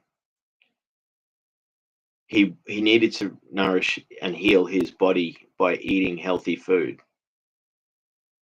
And that's something that I've lacked for a while, where I've eaten non-nutritious food. I haven't cooked it I used to enjoy cooking. When you cook food for yourself, you're getting even more nutrients from the food, and you're getting the mental benefits. to nourishing your mind as well as the fact. Um, but when you're in a depressed state, you don't care about eating and you don't have an appetite, or you use it in the other way is you actually overeat or eat unhealthy foods, junk food, because part of, and this goes back to the and this is what Pete Walker talks about in his book, and it makes complete sense, is that, you know, if you're not nourishing your body with healthy food, um, it you're not giving your body the chance to then go through these other healing. Like the healthier the food, the better it's going to be for your whole body, your organs, and everything. But the act of actually caring, like conscious act of doing it, is another thing, and it's something that you can't do when you've got complex post-traumatic stress disorder or other conditions, because it's the there is no you can't, you have to be inspired to do it. The other thing is that with your nervous system, we have um, nerves part and brain. Part of our brain is in our stomach, and a way to um, satiate or to um, calm when you're in a triggered state, you've been triggered, then you might binge eat, just like, you do the same thing with alcohol. You might drink more alcohol than just having a few glasses of wine or a few beers, because it's you're thinking it's doing this, giving you this release or period of time where you're not uh, focusing on the pain you're going through. But if you binge eat, um, and it's often going to be unhealthy foods that you do when you binge eat or you overeat, what that's doing is helping your trigger, calm your trigger, but it's not doing any good for your body. And that makes it's even worse when you're stuck in one of these states from being triggered from the complex trauma, where your digestive system is stuffed up. It's like you got knots in your stomach, and so it's not actually digesting the food properly. Another thing that I would do, which is when I would be triggered and in this state of, um, you know, depending on the triggers, and I would either be constantly being reminded of traumatic events, or I'd have this, like, I'd go throughout the day, I would have the flashbacks. And so when I did eat, when I would eat in that state, I would eat fast and I wouldn't chew my food properly. And so I, as a result, even of that, I had, I do have damage in my stomach, like a tear. There's a little flap that opens and closes, and that's been torn because I've been binge eating food that's rough, and you can't your body can't that's why you got to chew your food slowly and eat slowly. I know it sounds funny, but like, um, one of the things, and this is what CPTSD does to you is you have all of these behaviors that you'll do that end up causing you damage to your body. And so I've got to take these tablets for reflux because I've got a partial tear down there in my stomach. And that's most likely from repeated bad eating, not necessarily overeating, but just not chewing and eating rough food that is sharp, like rough. So if you eat rough food, you have to chew it up so it becomes mush before you swallow it. Because if you're sending chunks of food down into your stomach like that are rough, it gets and causes it can cause tears in your stomach. I forget what the actual thing is, but it's this thing that at the bottom of your stomach that goes into your upper. And so what it means is, for me, it means that acid from my stomach comes up into my throat. So it's acid reflux. And it's because of that, um, because of that tear. And that tear has come from me binge eating, from binge eating bad food because I've been triggered. And your body, because your body knows, because it does this, it knows that if you eat a lot of food, it will get you out of that triggered state, but you're just damaging your body. So you know how my grandma used to always say, make sure you chew your meal, make sure you don't chew properly, everyone used to say when we were kids. It's because if you don't chew your food properly, and you eat the wrong type of, especially biscuits and breads and pizza crust, sharp crackers, things like that, if you eat that and you don't chew properly, you're tearing up your insides, and you're doing it because you got complex post-traumatic stress disorder and you're binge eating, and your body's telling you to do it because it knows that it's a way of comforting itself, but it's not doing you any good. So that's something I've really got to focus on, is that. And I'm really thankful that my father, he loves his breakfast where he has muesli and a big plate of fruit, lots of fruit, so, and then he'll have a piece of toast, but he doesn't always have toast, and a coffee. But he always has, like, and this is ever since I was a kid, like, he'd his special thing for himself, his own self-care, in something he'd enjoy, was to have a variety of fruit, which you'd take all this time and cut it all up.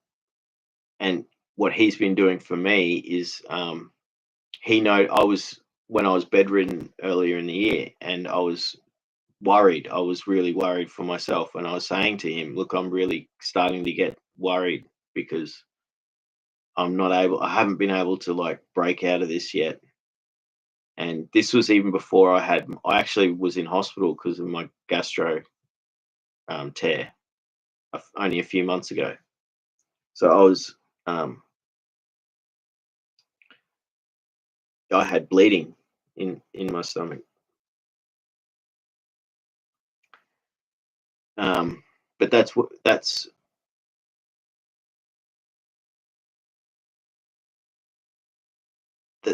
when the doctors found out that there was a tear, because they did an endoscopy and found that out. But before that, and I'd said to my dad, "Look, I'm really worried because my health has really gone downhill. And I said, look, I'm eating really bad food. Nothing like I was eating food that was not nourishing and sort of junk food. And that's also when I had started drinking alcohol again after I'd had a break of alcohol for um, 4 or 5 months.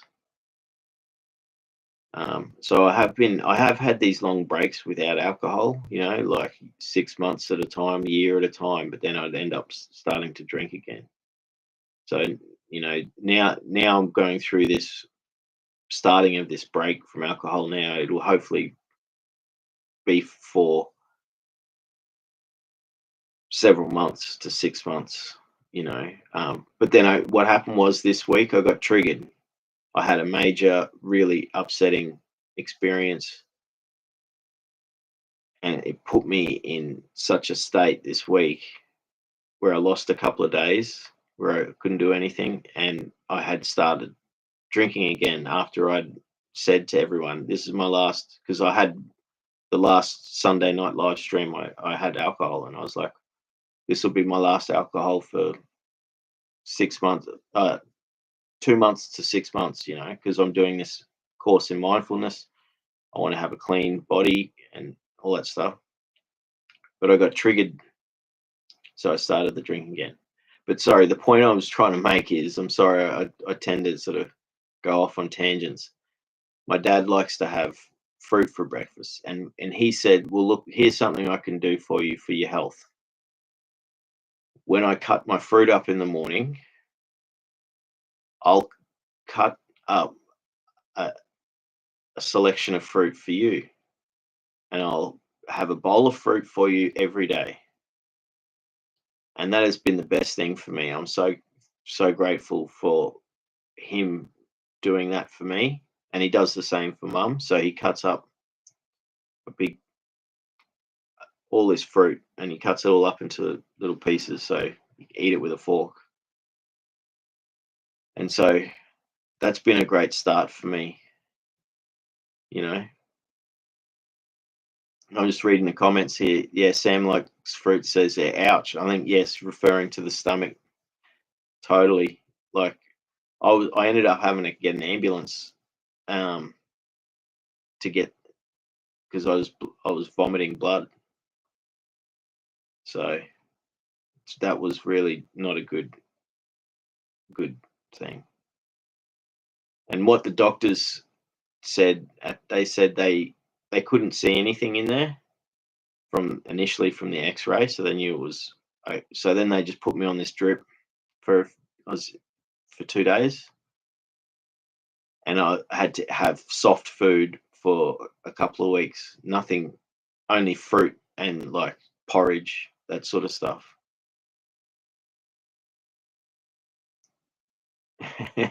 Sorry, Luke, but I'm imagining you eating like a seagull now. That's classic. Because that's yeah, you know how quickly seagulls just like scoff their food down, and they eat just rough food too. You know. And then Sam likes fruit also says, "Oh, that's really sweet." Yeah, I'm sure you're referring to my dad giving me a bowl of fruit each day. It is very sweet. It's a very kind gesture from him. He's been very supportive. Both my parents have been supportive, but Mum hasn't been able because of her own health problems. And uh, Dad, in the last year, where I've gone through this major crisis in my life, um, my dad has been there for me.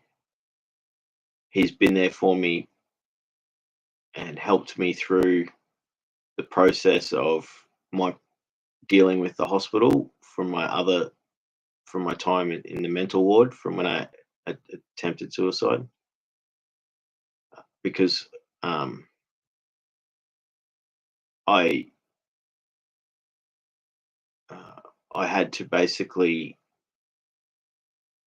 because I was put on a thing where I had to take this medication because it's easy for them to say, look, we don't trust you that you're not going to just take this medication, so we're going to they inject it into you once a month.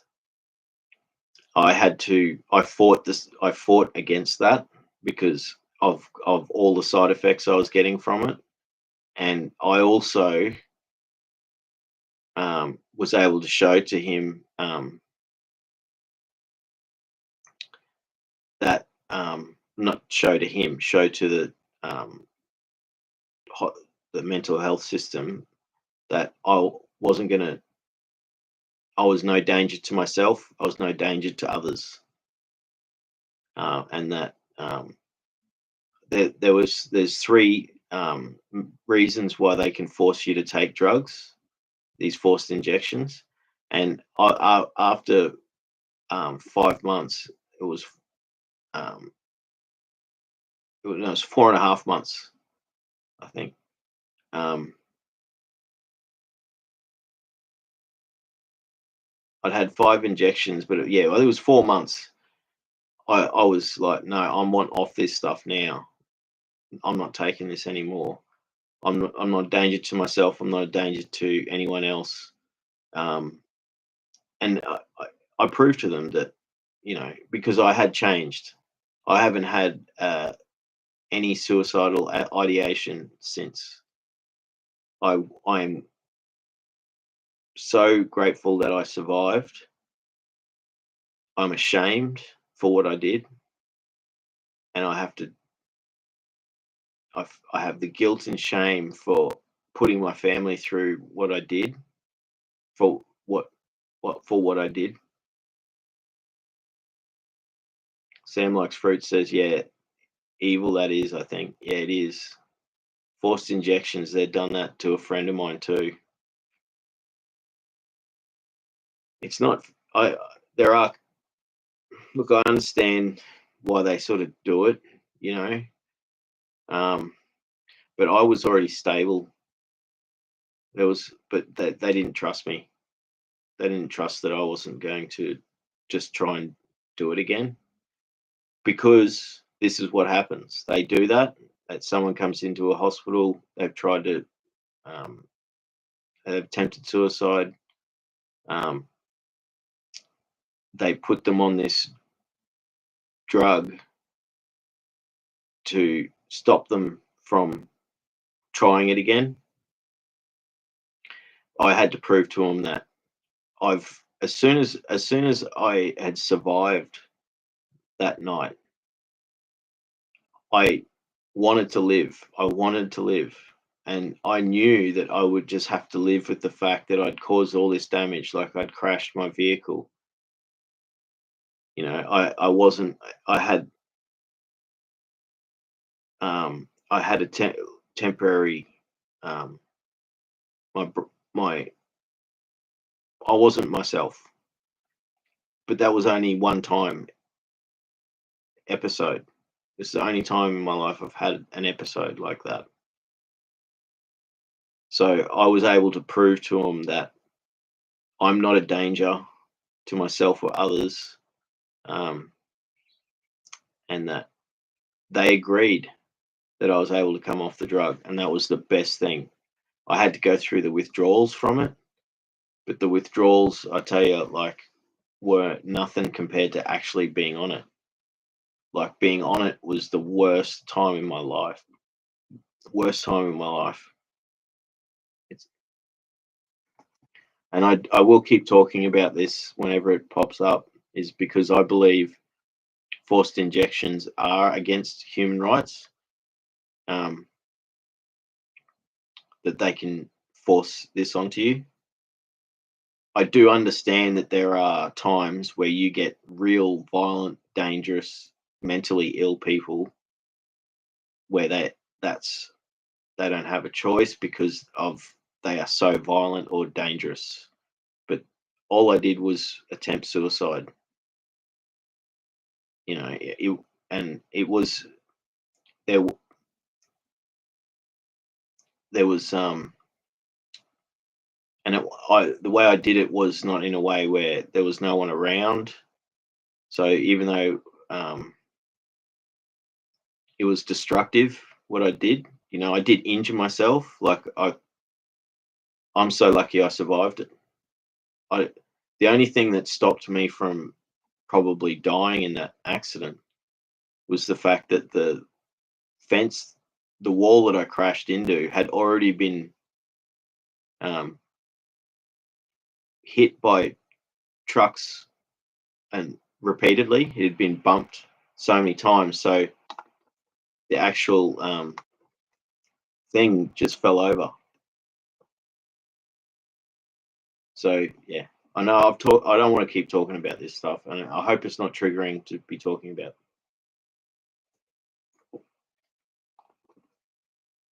So it could be triggering. I see people have left the room. It is, and you don't need to hear. People don't need to hear this stuff over and over. But the food, getting nourishing food in you is a big thing. I need to drink more water, so I've got my water bottle. That's a habit. That's a difficult habit to start. But once you get that going, you can sort of keep that up. I'm just reading your comment. I came close to that too. If you're still here, brother, I'm glad you're still around.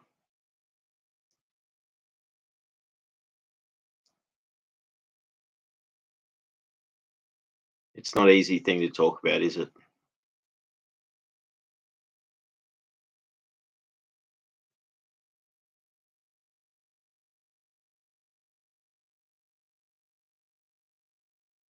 It's not.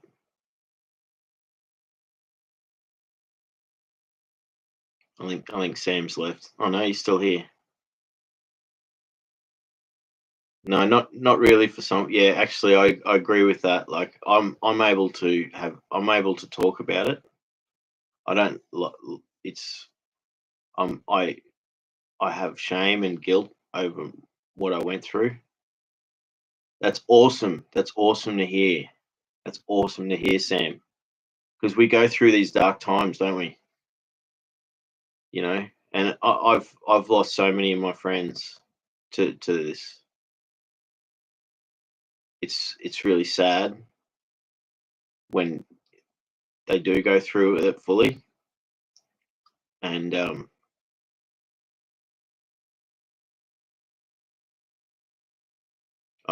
it's really great to hear you say I'm fine now, and when to be able to say that and to is such a good thing too, because you've gone through. I think if you've gone through that difficult, dark time in your life and you've gotten to that point and you've survived, um, and it's still shaky territory afterwards, it, but you do appreciate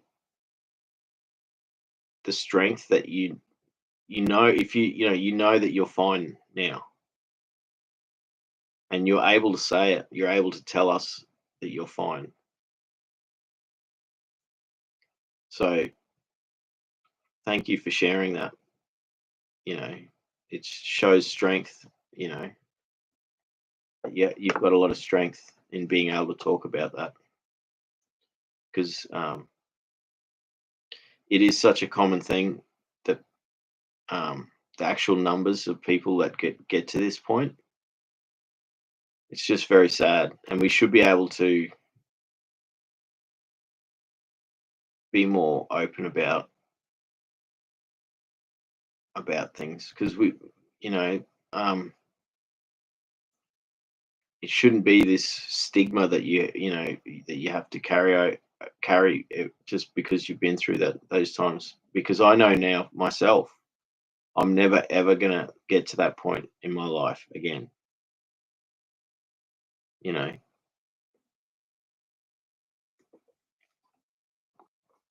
but that's now in the past.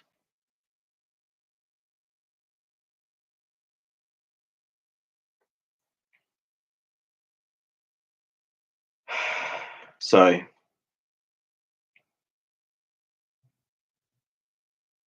I'm just trying to think what, like it's good. Often we get when we're having these chats, we're already talking about all this other stuff by this stage, So it has been sort of heavy content, me talking about my health and all that. But for instance, my stomach thing's clear, healing. I've still got the tear in there, but it just means it's managed with tablets to balance that out. And I've got to be more conscious of how I eat and eat better food and eat nourishing food, eat slowly, chew everything. Um,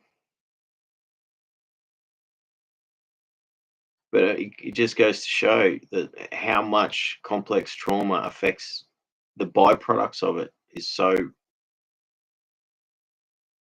There's so many different byproducts like addiction, um, self-harm, addiction, um, and that goes for food. So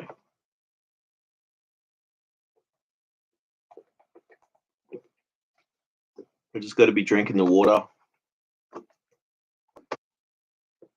So working on being healthy. So hey, what's it like? What's everyone been up to, Sam? It's good to see you here, man.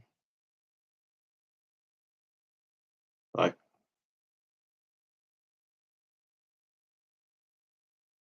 I know times are like my sort of week is usually um it's just I'm living week to week at the moment. I don't my job is caring role for my mum, so it's I'm just on call, um and I do I do cleaning around the house, but I'm preparing for getting back into the workforce. That's what I'm doing. Emin Bell says, is there any point to going to therapy if she's not educated in trauma? I think that's an awesome question. I don't think so. I think they call it trauma informed. Um, yeah, Sam likes fruit replies to M and Bell's. Yeah, I think they can do some damage sometimes. That's my experience anyway. They don't get it. I reckon. Okay, so the Centre for Excellence in Complex Trauma in Australia are the foundation that helps me out. They write a lot of literature and guidebooks, and they were actually worldwide when they sort of started. They started off as one organization, and then they sort of became Blue Knot, which is what they are today. But they write guidelines for practitioners and for like psychologists, psychiatrists, and people working in mental health. And that's why I was talking about the book I bought off them. I'm going to buy more books from them because they write books as well as do all this good work. They were like world leaders in complex trauma. And so they wrote guidelines for practitioners like psychologists and psychiatrists and therapists and stuff. And they call it trauma informed. And so that's why you might have heard or seen trauma informed yoga, which is great. I've been watching trauma informed yoga videos on YouTube, and they do it in a way so that for people who've got trauma, who've gone through trauma, can do the yoga exercises without getting triggered. For being trauma informed, which is what they call it, and it needs to be, all practitioners, I believe, need to become trauma informed. Not just practitioners, school teachers, just anyone in an environment where someone who has gone through trauma needs to be their care. They need to be looked after. It's so easy it's so easy to trigger someone. And so I watched a video recently by a panel from this Blue Knot organization where they talk about how they train people to become trauma informed. And I'm going to go to one of their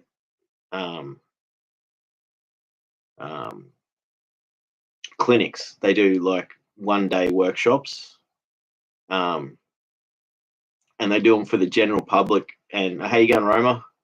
They do them for the general public as well as for professionals like psychiatrists, psychologists, etc. But I believe that it should be essential reading, or essential that if you're going to become a doctor, psychiatrist, psychologist, work in mental health, lots and lots of different fields, that while they're studying at university, they are forced to do a subject on becoming trauma informed. So it means that when they go into the world and they start practicing, they understand triggers, they understand how much it affects people, and they then have ways to actually deal with them. So it's becoming a thing where it's going to take years. It might take 20 years for this stuff to roll out over a larger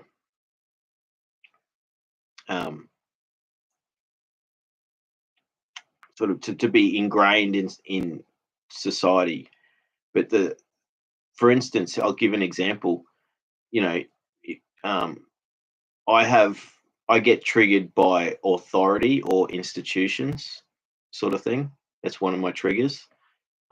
Professionals.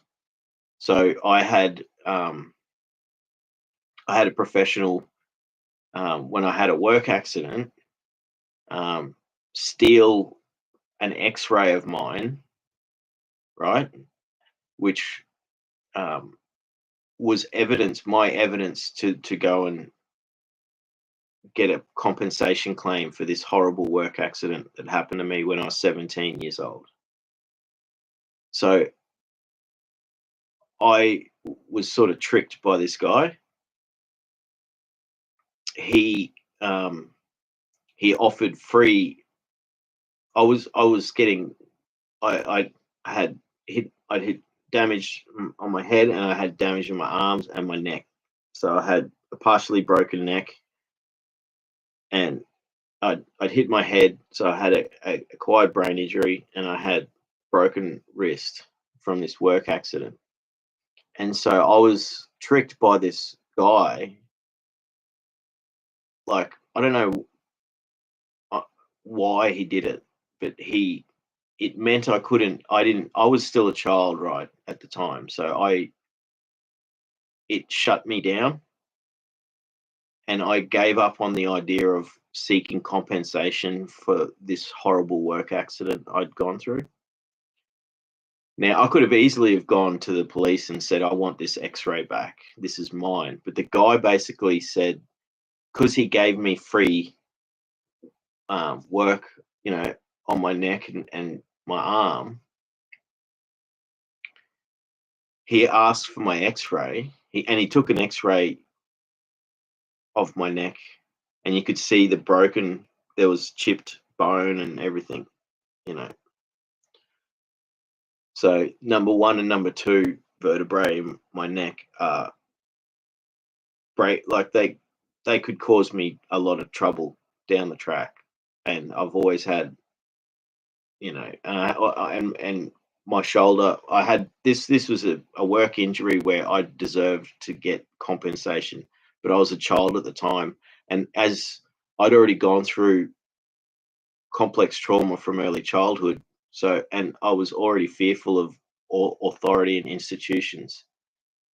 And then I get this given this free work by this guy to do, compassionate. He was doing compassionate work, but then when because he took an X-ray, he took my original X-ray from the accident that was taken on the day of the accident, and he goes, "I'll have that now. That's mine, thank you." And I said, "No, that's my X-ray. I want it back. That's my X-ray." And he goes, "No, it's mine now." He goes, I gave you free work. I took an X-ray of this. I took an X-ray of, and now this X-ray is mine. But it wasn't his X-ray. It was my X-ray that was taken on the day of the accident, and that shut me down and made me fearful. Well, not fearful. I didn't know how to deal with it. I had a professional that stole this thing, and then so I sort of just gave up on the idea of going through lawyers and getting compensation. I was 17 years old at the time. I was still recovering from the injuries that I'd had in this accident.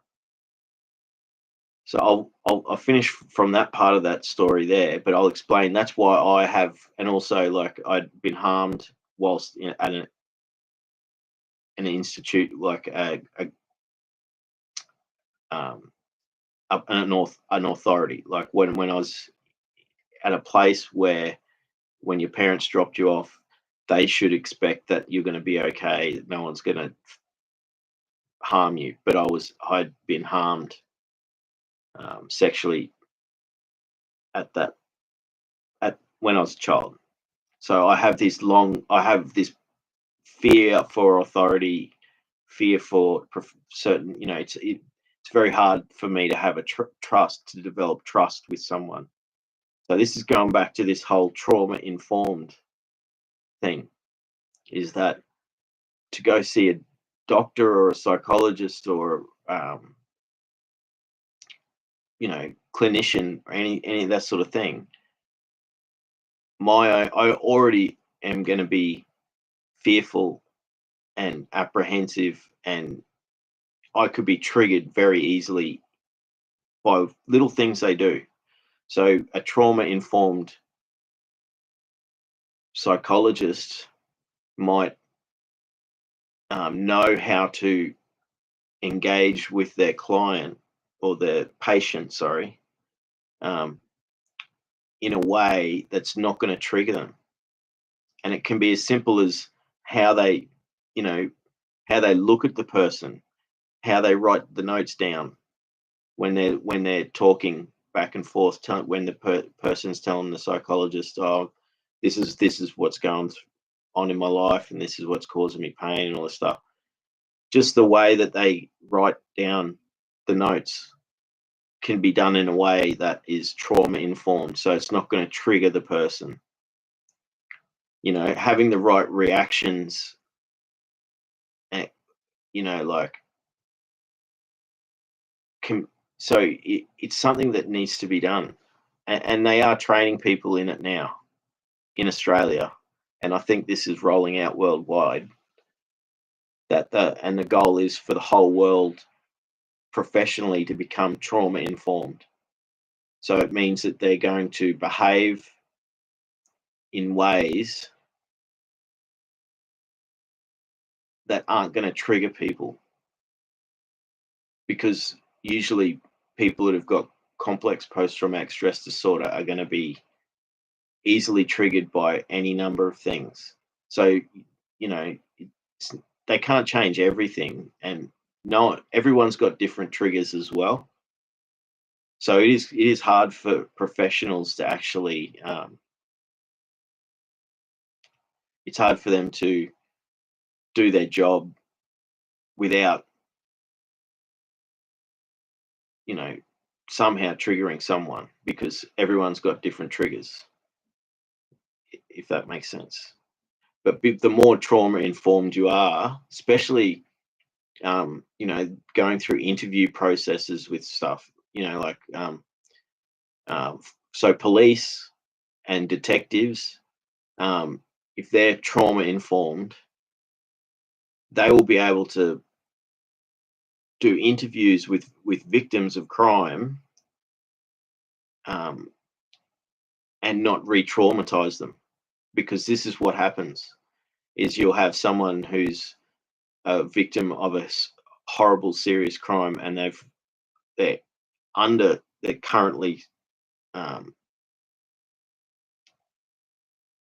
in shock or trauma. They've got PTSD, or CPTSD. But if they're being interviewed in a certain way, it could then re-trigger them and re-traumatize them even worse.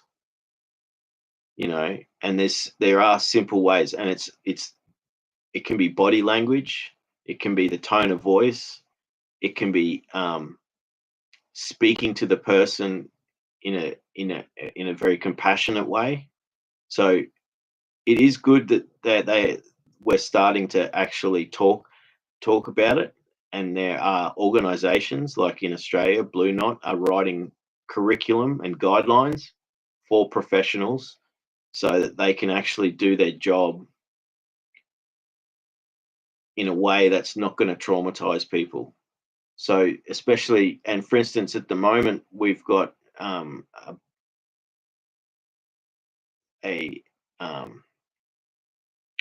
they're going through the Aboriginal Indigenous culture here. There's currently like a telling of the stories of the pain people went through, stolen generation. I think that's what the main thing about it is. And so they're holding these all across Australia. They're holding these open consultations where people can come and they can tell their story, what happened to them, and the pain they've gone through.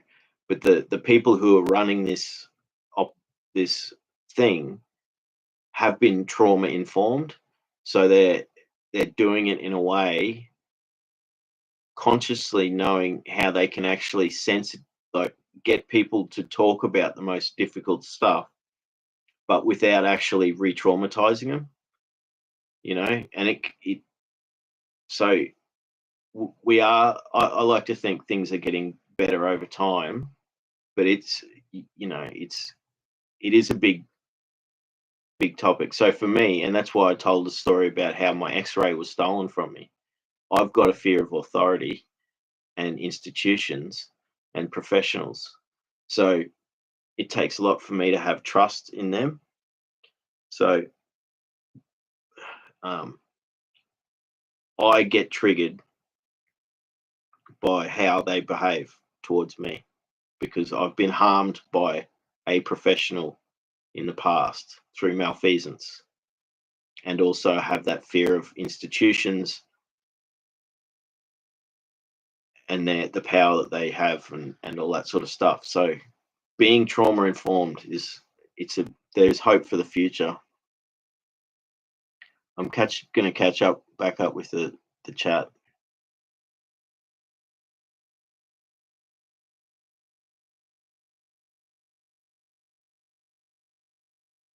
And that started with the Emin Bell's question here, which is there any point going to therapy if she's not educated in trauma? I think you need to find someone who's educated in it. And so in Australia, we've got like a website that you can look up, and that's through this trauma organization, Blue Knot, that you can find a psychologist, psychiatrist, counselor, therapist that are trauma informed. So and you can type in where you live and or your location, and then then you can see a short list of all the people in your area that are trauma informed therapists or psychologists, psychiatrists. Hopefully, you've got the same thing in your country, and if not yet, hopefully soon, because um, you could do that as a search, trauma informed therapist, psychologist, or whatever, and you can ask them even. Like, so if you're shopping around to find a therapist, you ask the question, say, are you trauma informed, or are you um, educated in treating people with complex trauma or trauma?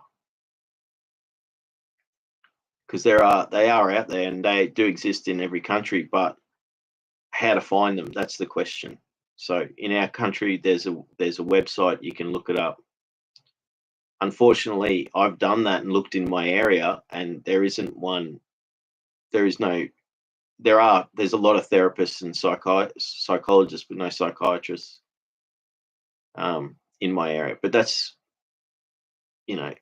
sometimes you have to travel to, but you shouldn't have to. It should be that these people are just educated.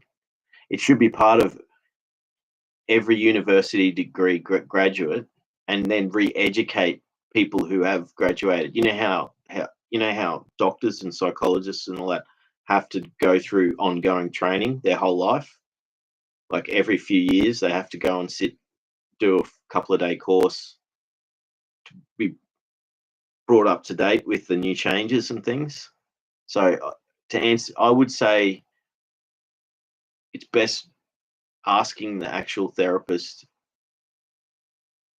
if they're educated in trauma, and if not, try and find someone who is, because they really need to know what they're dealing with.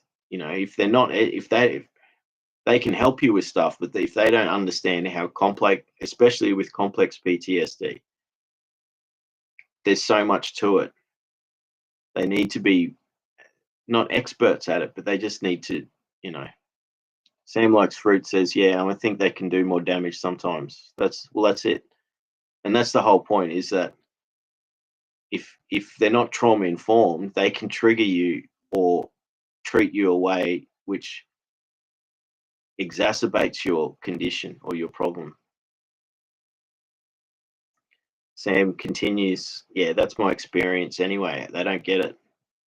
So that's it. Clearly there is a lot of professionals out there that just aren't aware of complex trauma or PT. Like, they might have some knowledge of PTSD, but not complex PTSD. Sam continues, yeah, I had a good one. Unfortunately, I couldn't continue, too emotional. That's another thing,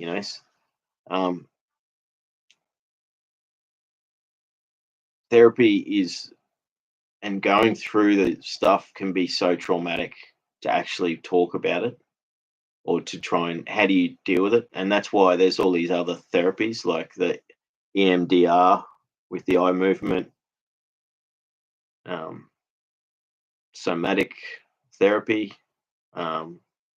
There's a few sort of therapies for complex trauma that aren't like psychoanalysis or talking it out. They're actual going through, doing, like, using technology.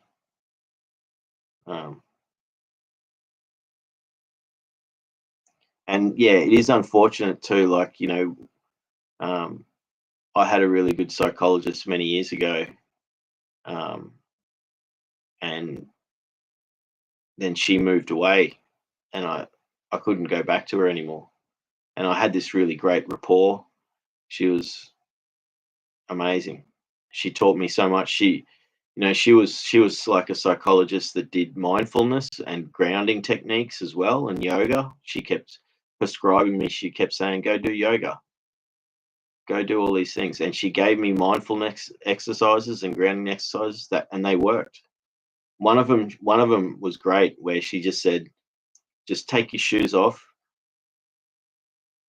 and walk on the grass on your lawn at home, and just walk around in circles very slowly, you know, and take each step, and just think about each step, and do it as slow as you possibly can, and just can't be calm and just breathe. And it was simple exercise, and it gave me lots of good benefits, because I was going through all this stress and trauma at the time. And my big thing is I didn't want to be on any antidepressants or anything like that.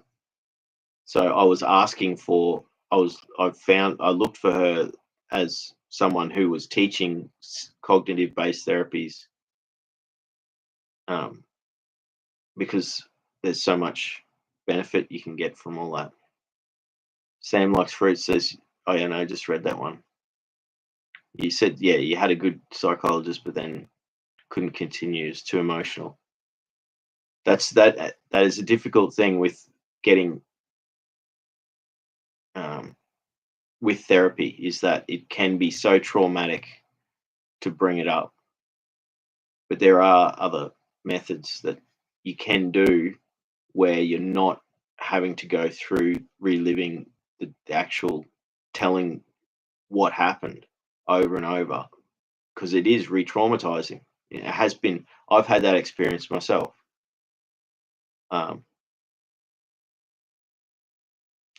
You know, this happened to me last year. I got re-traumatized through therapy sessions, and I it actually contributed towards my downward spiral, because I had such a negative reaction to becoming re-traumatized. So it's such a difficult.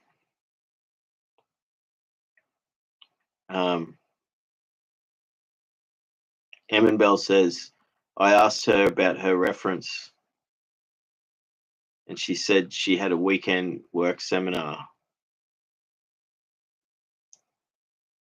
Bombastic side eye with the in brackets. So yeah, they can.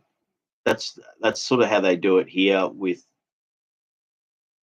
teaching professionals to become trauma informed. It is like a 1 or 2 day training, because they already are.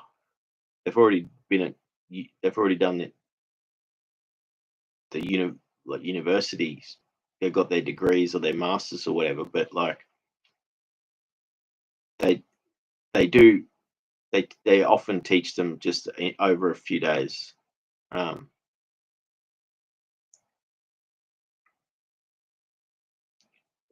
Sam Likes Fruit says, yeah, I think probably only people who have experienced it can really help. People who have overcome and can relate themselves. That's a great point there. And that's why in that Pete Walker book, which I'm going to go through again now, I'm listening to the audio book, and it's on YouTube. If you want to, I do want to buy that physical copy, but I can't afford it. We'll buy it one day, because it's so well written. But he's got lots of resources on his webpage. But he healed himself, and he also has the experience of being a therapist. So I agree with what you're saying there, Sam, that if they haven't gone through it themselves, how can they possibly be good at as a therapist? And so, you know,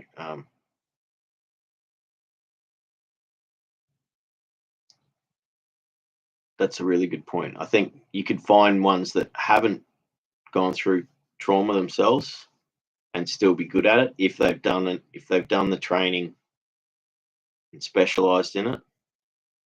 But if you could easily have someone who has no idea, and they don't realize they could be re-traumatizing you, making it even worse for you. So the therapy could turn out to actually be worse. So yeah, right. I'm just catching up on the chat. Roma says hello. Good to see you here, Roma. Sam Likes Fruit says, I also think it's all spiritual, and that almost all of the time there is demonic entities involved. With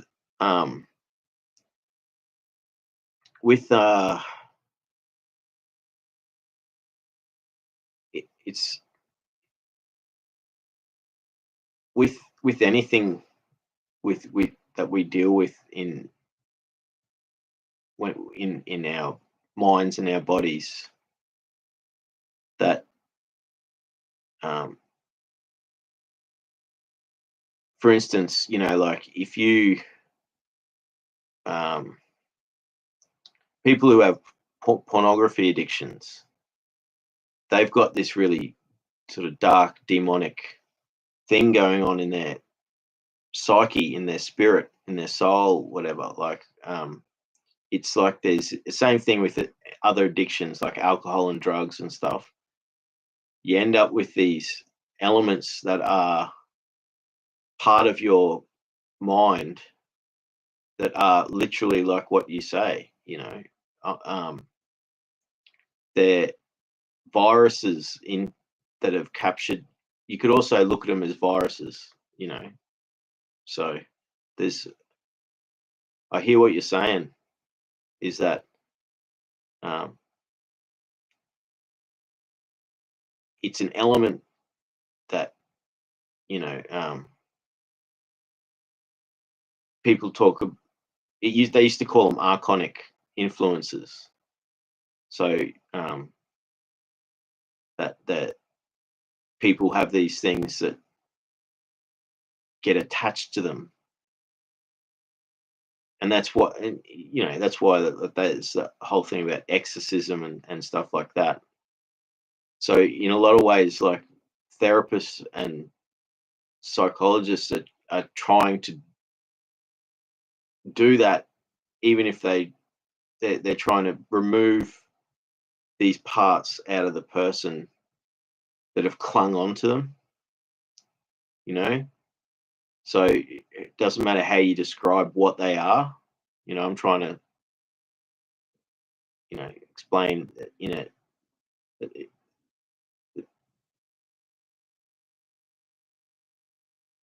with people's mental states and their psyche, their spirit gets affected whenever they go down the wrong path. And so it's easier that happens when you take substances and you become a different person, same with gambling or addictive things. And so that's a great way to look at it,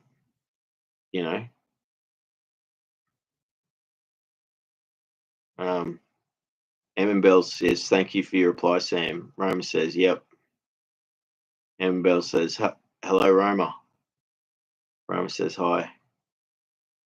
It's good to see everyone here having a chat tonight. Roma says, yeah, police. There are some good ones, but there's also over here. Oh yeah, police ... There are some good ones, but also over here sometimes not so good. Then she continued, I don't know if Roma's male or female, but Roma continues, not so good. You're referring to there's been good police, but then there's also been not so good ones. And then Roma continues, police assaulted me not so long ago. I have a scar on my face. That's a good idea to ask. It's not always the right time to relive. I'm sorry you went through that, Roma. Hope you're recovering from all that. That's very traumatic to have been assaulted by people that are meant to be there to protect you.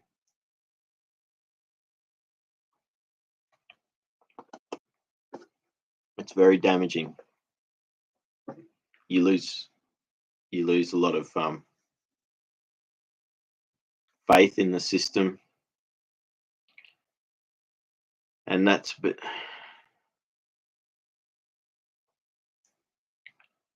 but there are good ones out there. That's the most difficult thing, you know.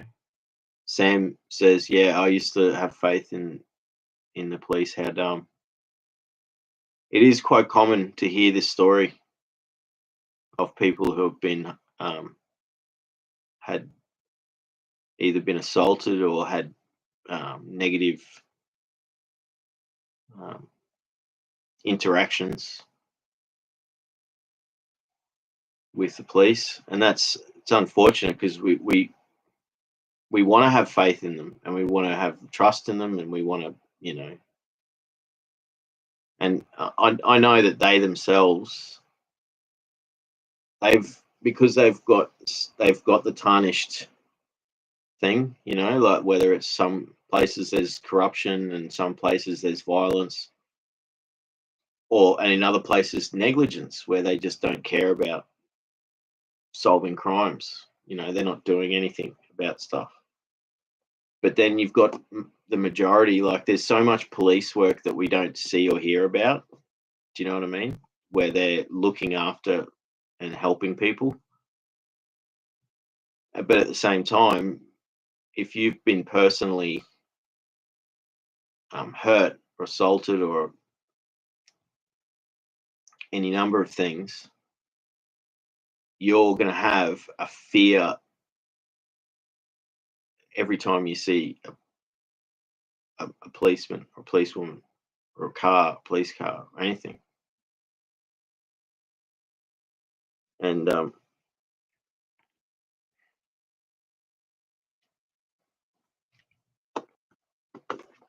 it is sad because we think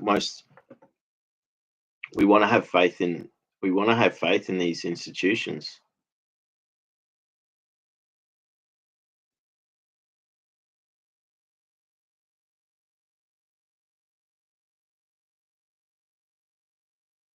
It's been an interesting chat tonight. We've been talking about um,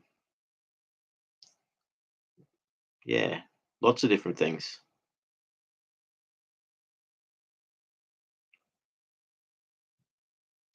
I think over time,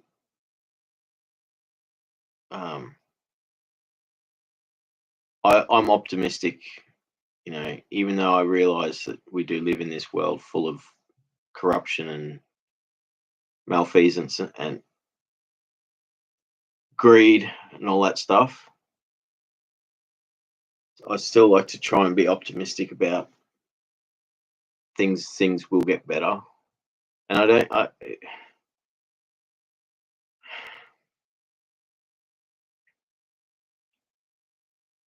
don't know. Where are you still here, Roma? What part of the world are you from?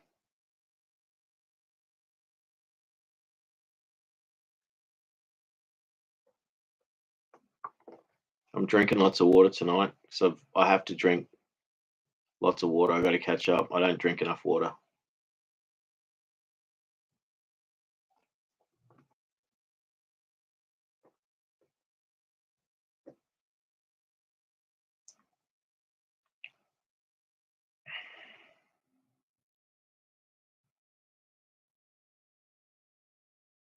It's interesting, like the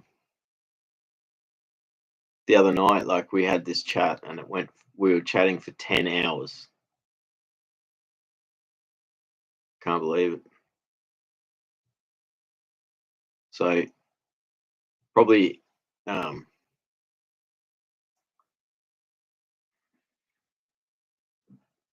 Don't know.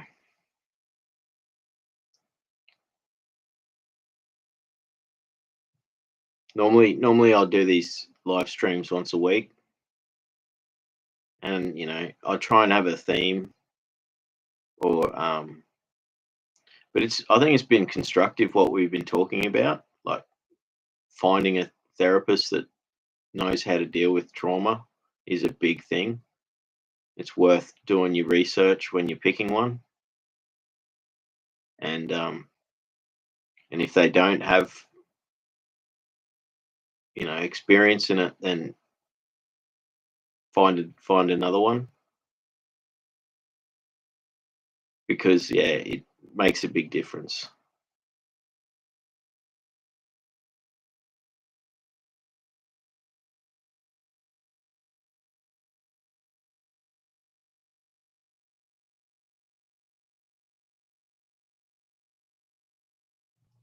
Just trying to think of if I covered everything I was wanting to talk about.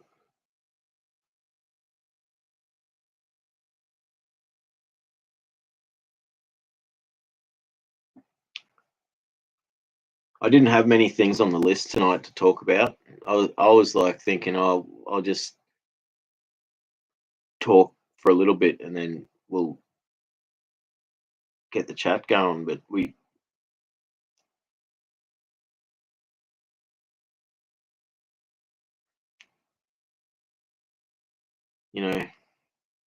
I think just being here and being in each other's company can be pretty nice. For me, it was such a major thing. I went from almost complete isolation, and I'd pushed all my friends away over the last few years.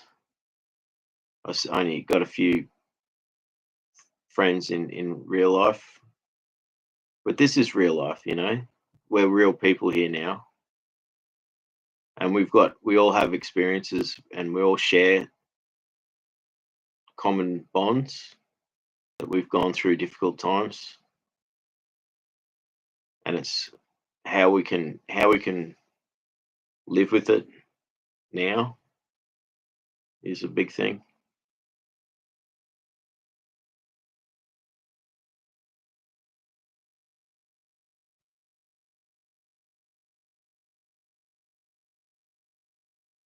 I appreciate everyone's comments here tonight.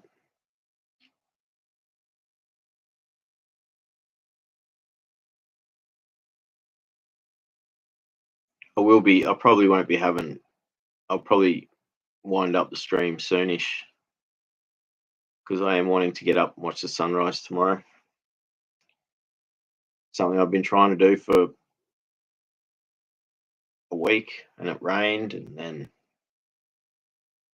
I had my alarm set wrong, and then I slept through my alarm this morning. I went to bed early-ish last night, and I guess you just keep trying until it happens. And so it'll be tomorrow morning. I'll hopefully be up early. I'll go and watch the sunrise, and then I'll come home and I'll edit the video that I make of the sunrise, and then I'll put it up on YouTube, and you can check out. And if you're on Instagram, you can check out the photos there. But it's such a special time of day for me. And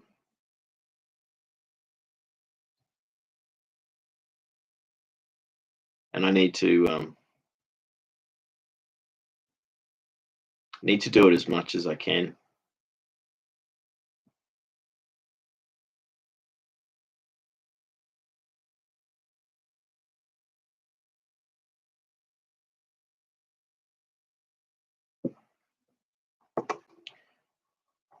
Yeah, it's a long journey, this whole healing from complex trauma. I'm just researching it every day. I'm learning new stuff every day about it. I'm getting great referrals from people who join the chat.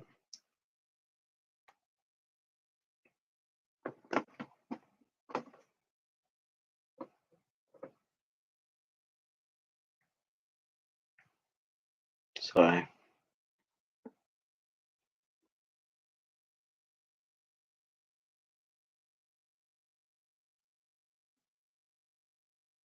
yeah, I don't know what to say now. I'm all talked out from like doing that 10-hour live stream the other day. But yeah, it's been interesting week. It's just unfortunate that I lost a few days. It does upset me sometimes. Like this week, it upset me because I didn't need to be triggered, and when I did get triggered, it was in a way it really upset me. It pushed me to the point of actually stopping. Well, not stopping. It pushed me to the point of drinking again. So then I started drinking again. So I got angry at myself for doing that.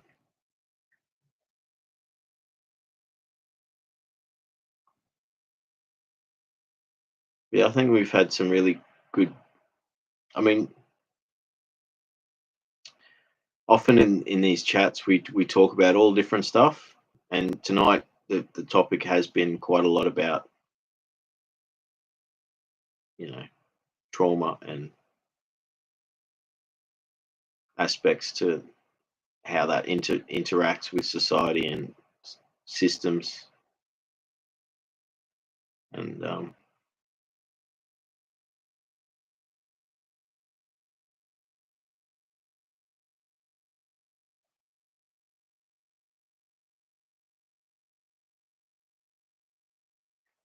it's almost 3 hours. I'll probably end the chat or the live stream around the 3 hour mark. I reckon that'll be enough for today.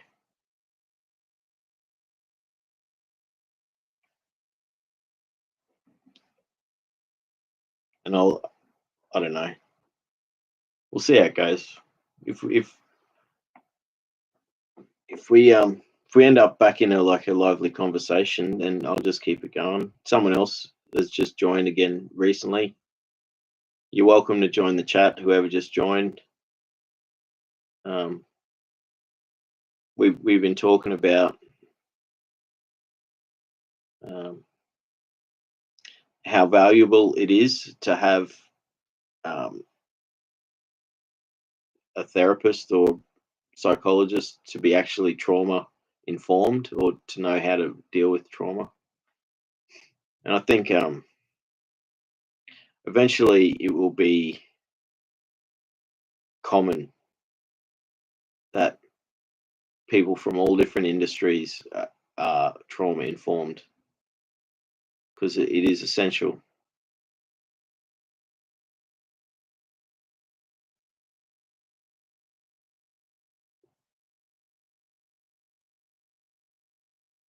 So,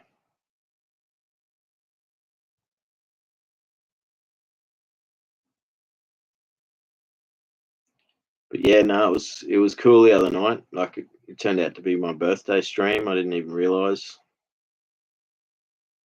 And then Hayoko says, "Yeah, it's your birthday, mate." And I'm like, "Oh, geez, it's my birthday." And technically, it is still my birthday somewhere in America where it's still the 17th. So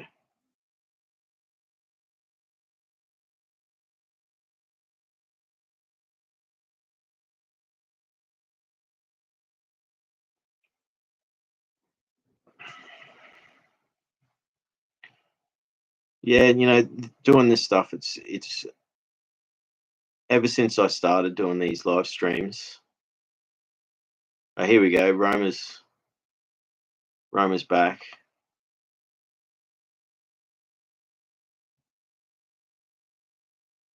So yeah, I'm really sorry to hear what happened to you, Roma. Oh yeah, I'm 40. I'm 46, young. I've got grey hair in my beard, so I'm gonna cut it all short soon. Not that short, but I'm gonna cut it short. What part of the world are you from, Roma? Where yeah, thank you. Looking good for a 46-year-old. I've got a bald head and I'm cold. That's where I'm wearing a beanie. But I'll start as it gets warmer. I won't be wearing the beanies all the time. So, but yeah, we got if I don't know, Sam's in the UK. Em Bells, she's from Switzerland. I'm in Australia, and you're obviously somewhere in the world. Ah, there you go, England as well. So yeah, we've got two people here from UK, and you just turned 40 this year. It's a big one. You know, like when I turned 40, I didn't even want to have a birthday party. I just didn't want to. I was going through a real sort of tough time in my life, and I didn't want to. I You know how like it's great. I mean, um if you're into having celebrations, I hope you have or had um a good 40th. You know how people make 40th birthday like you know, it's like you turn 21, you have a special birthday party or something, turn 18, you know, and then there's nothing. Forced fun. Yeah, that's it. So even like so I didn't want to have one, and like I was actually that at that point in my life when I turned 40, I had my complex trauma was really intense. I was having sort of major flashbacks from lots of different events, and it was just overwhelming me. And I I'd gone through recent trauma too, like just in the couple of years prior, I'd had several very traumatic events, and I had status anxiety. So all my friends have got families and careers and houses and go on holidays, and I'm like barely traveled, don't have a family, don't have a girlfriend, don't have children, um, don't have a proper job. You know, like so I've always felt like I'm not. It's not that I'm not worthy. I just never felt like I got nothing to celebrate. So it's like I like what you say, forced fun. Like we had um yeah, no, there you go. So we're the same. And that's okay. You know, we don't all not everyone gets to go travel the world, hey. But you know, it does feel like I do sort of feel like I missed out, you know. It's like but then at the end of the day, like I've traveled I've done I love learning and reading about places and stuff anyway. So even if I've never gone there, you know, it's still been I'm glad to be alive. You know, I'm grateful that I've got all this stuff, you know. So Sam says, congratulations. In this world, so called failure is a success, freedom. Yeah, that's a great way to look at it. I do sort of possibly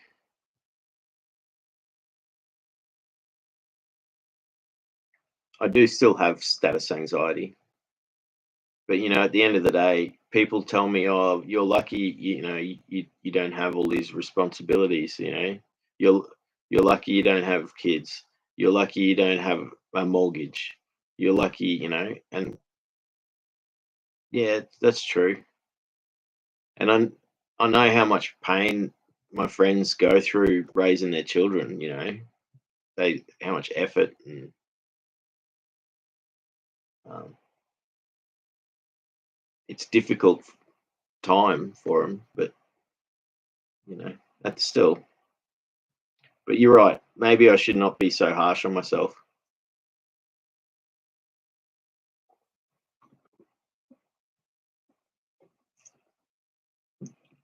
Roma says, I can't remember who said it, but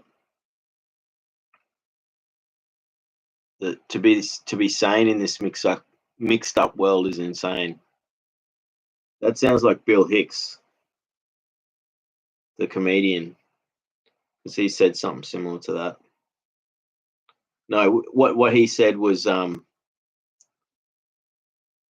he said the crazier the world becomes, the saner I. No, the crazier the world is, the saner I become.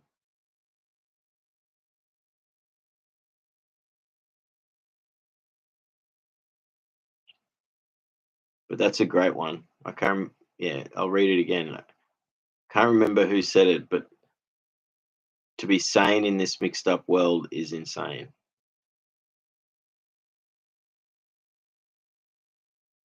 Totally. I think Ultra Hayoka, who comes onto this chat often, he said something about that recently as well in one of his videos. It is true. Like, the world is quite insane. When you look at it, when you look at all the different things, not only does it not make sense, there's so many contradictions, but there's a lot of people out there in the world who, yeah, who,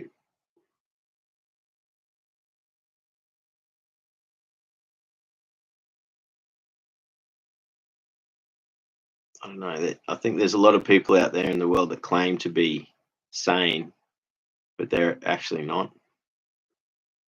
And if they're perpetuating this system that is, you know, corrupt and unfair, and then they really are insane themselves.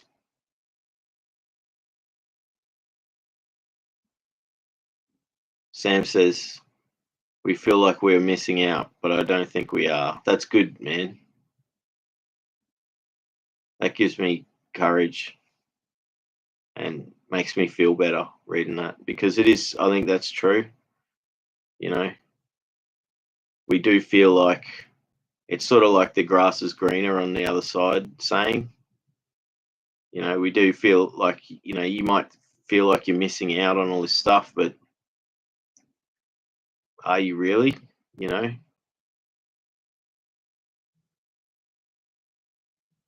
Sort of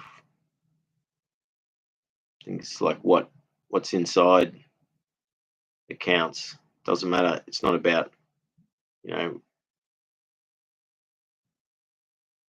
how expensive your car is or that sort of thing,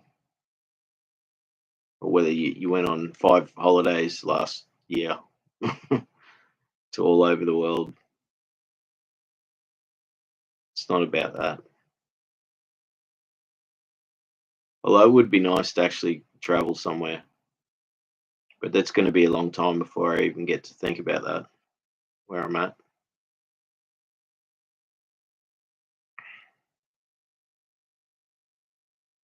Sam likes fruit, says to Roma. Yeah, totally agree with that. Yeah, I agree with that as well. That, you know, you have to be like, to be sane in this world, in this mixed up world is insane. You know, and that's it's like one of those things. Yeah. Emin Bell says, yeah, it's impossible to always react healthily to an unhealthy environment. That's another great comment because we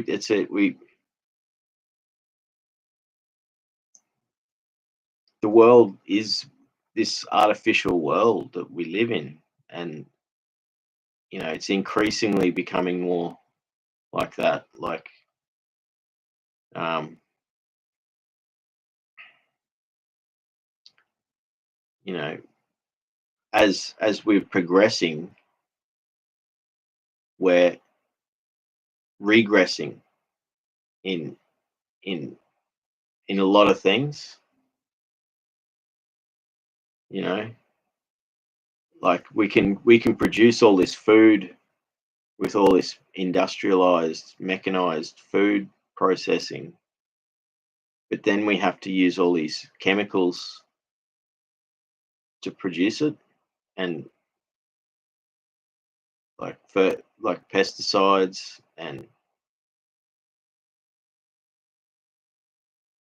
our we used to have life used to be a lot simpler. We used to be able to enjoy simple things,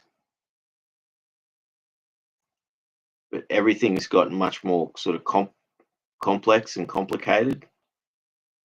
Even like all the social media stuff. That's why I enjoy doing this, where it's like a long chat.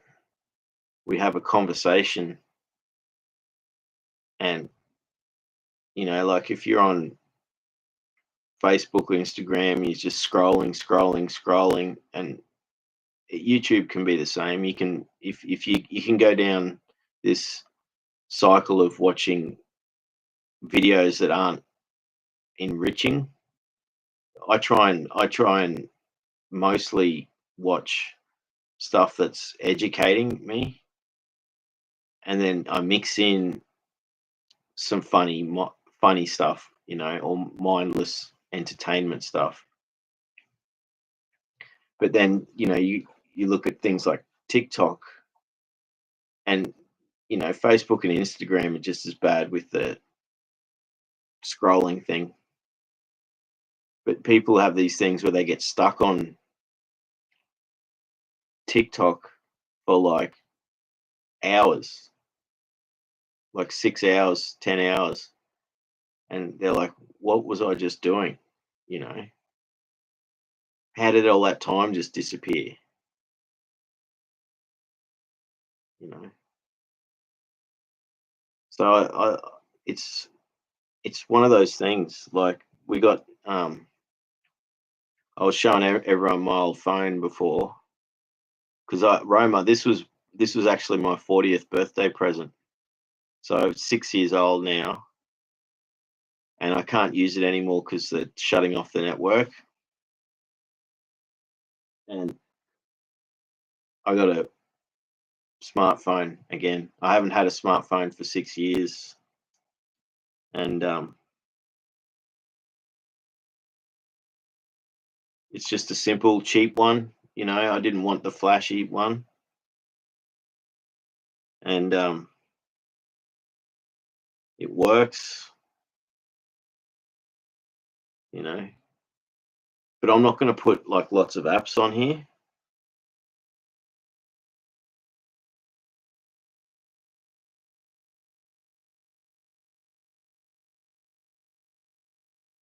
And what I'm see, I'm being rude. I'm sending a text right this second. Um,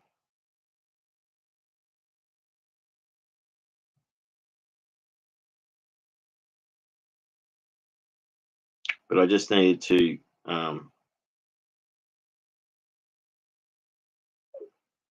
send a message to my dad, because just in case he's going to sleep soon.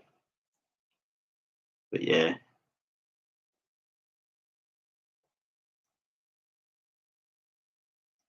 I just I think Emin Bell's that comment is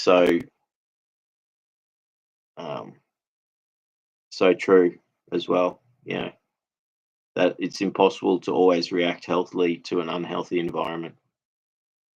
Yeah, I reckon that's a big thing. Is that, you know, it's this external influences that are causing us to live this way, and it's increasingly making it more.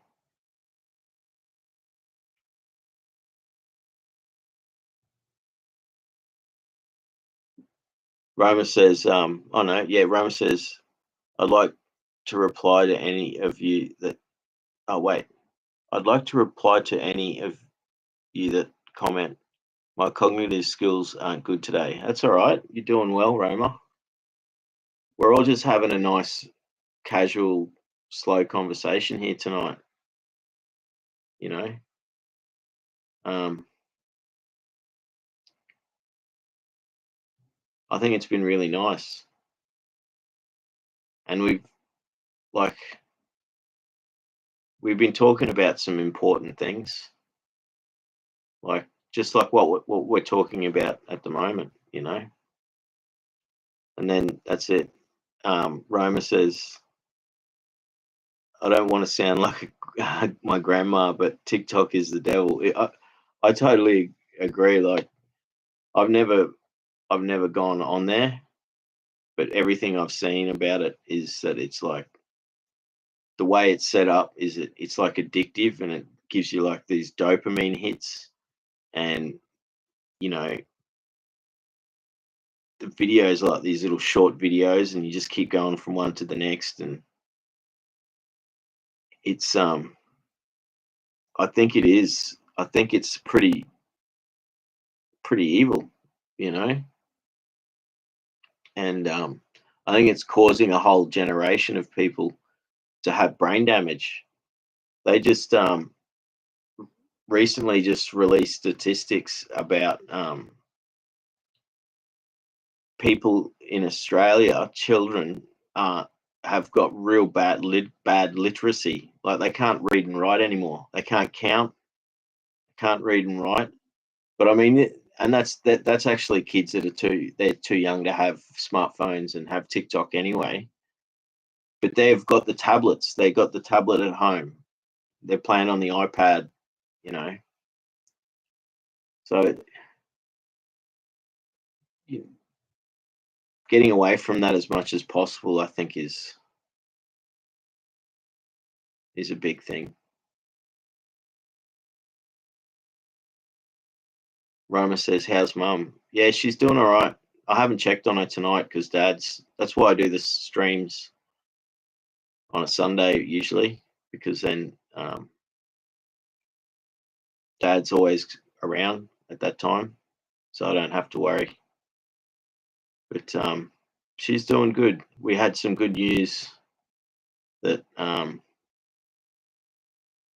she's responded to her treatment, so she's much better now than she was a few months ago. That is for sure. You know, it's not going to be. It doesn't give her. Doesn't mean she's not still going through what she's going through. So it just means that she's got more time, which is really good. So we're all really happy with that, you know. And I'm doing everything I can to lift her mood, because it must be just so, being, you know, going through. It's hard for us watching it,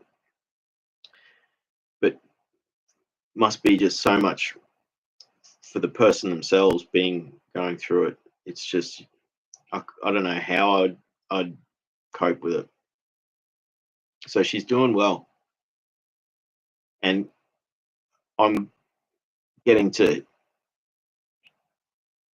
show her how excited I am about this idea that I have for doing nature therapy, and that I've got support. People are helping me um, now. So she was excited to hear that. That I've, because a big thing for me is for her to know that I've got a future, some form of work. But and if it can be something that is what I really want to do, that's even better. And when I first told her about the my idea about doing nature therapy as work, she said, "Oh, you should have been doing that a long time ago." It's like it's the perfect job for me. So I'm trying to keep her mood up as much as I can. Um, Emin Bell says, "I totally agree. I tried it, and it's poison." Yeah, TikTok is, and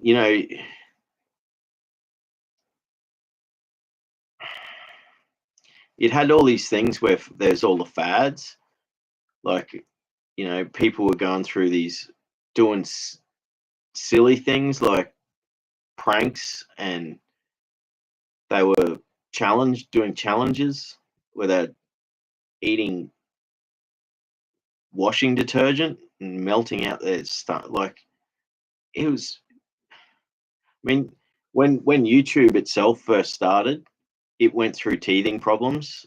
Like there was a lot of really antisocial stuff on YouTube, but that got better, and there still is in amongst all the stuff. There's antisocial stuff in there, but you look at this is what I love about YouTube is that there's so much long form, intelligent like study stuff you can do. You can watch lectures. You can learn how to fix things and make things. It has so many more positives compared to the few negatives. And I don't- and I think the way the YouTube algorithm works is it encourages you, if you're watching educational and enlightening stuff, it'll encourage you. But then if you're watching, like, it'll encourage you to watch more of that. So you'll keep watching. You'll be learning more as you're on it. Yeah, Roma says yep to TikTok. Yeah, short attention span. Yeah, that's it. Apparently, literally, humans are literally becoming like goldfish attention span. So I don't know. That's why I like what we're doing here is we're having a long, slow conversation. Everyone here who's in the chat tonight could be actually be doing other things and just having this on in the background. It could be cooking dinner, or anything that, and then still have this thing in the background, but it's actually real people. And so for me, this it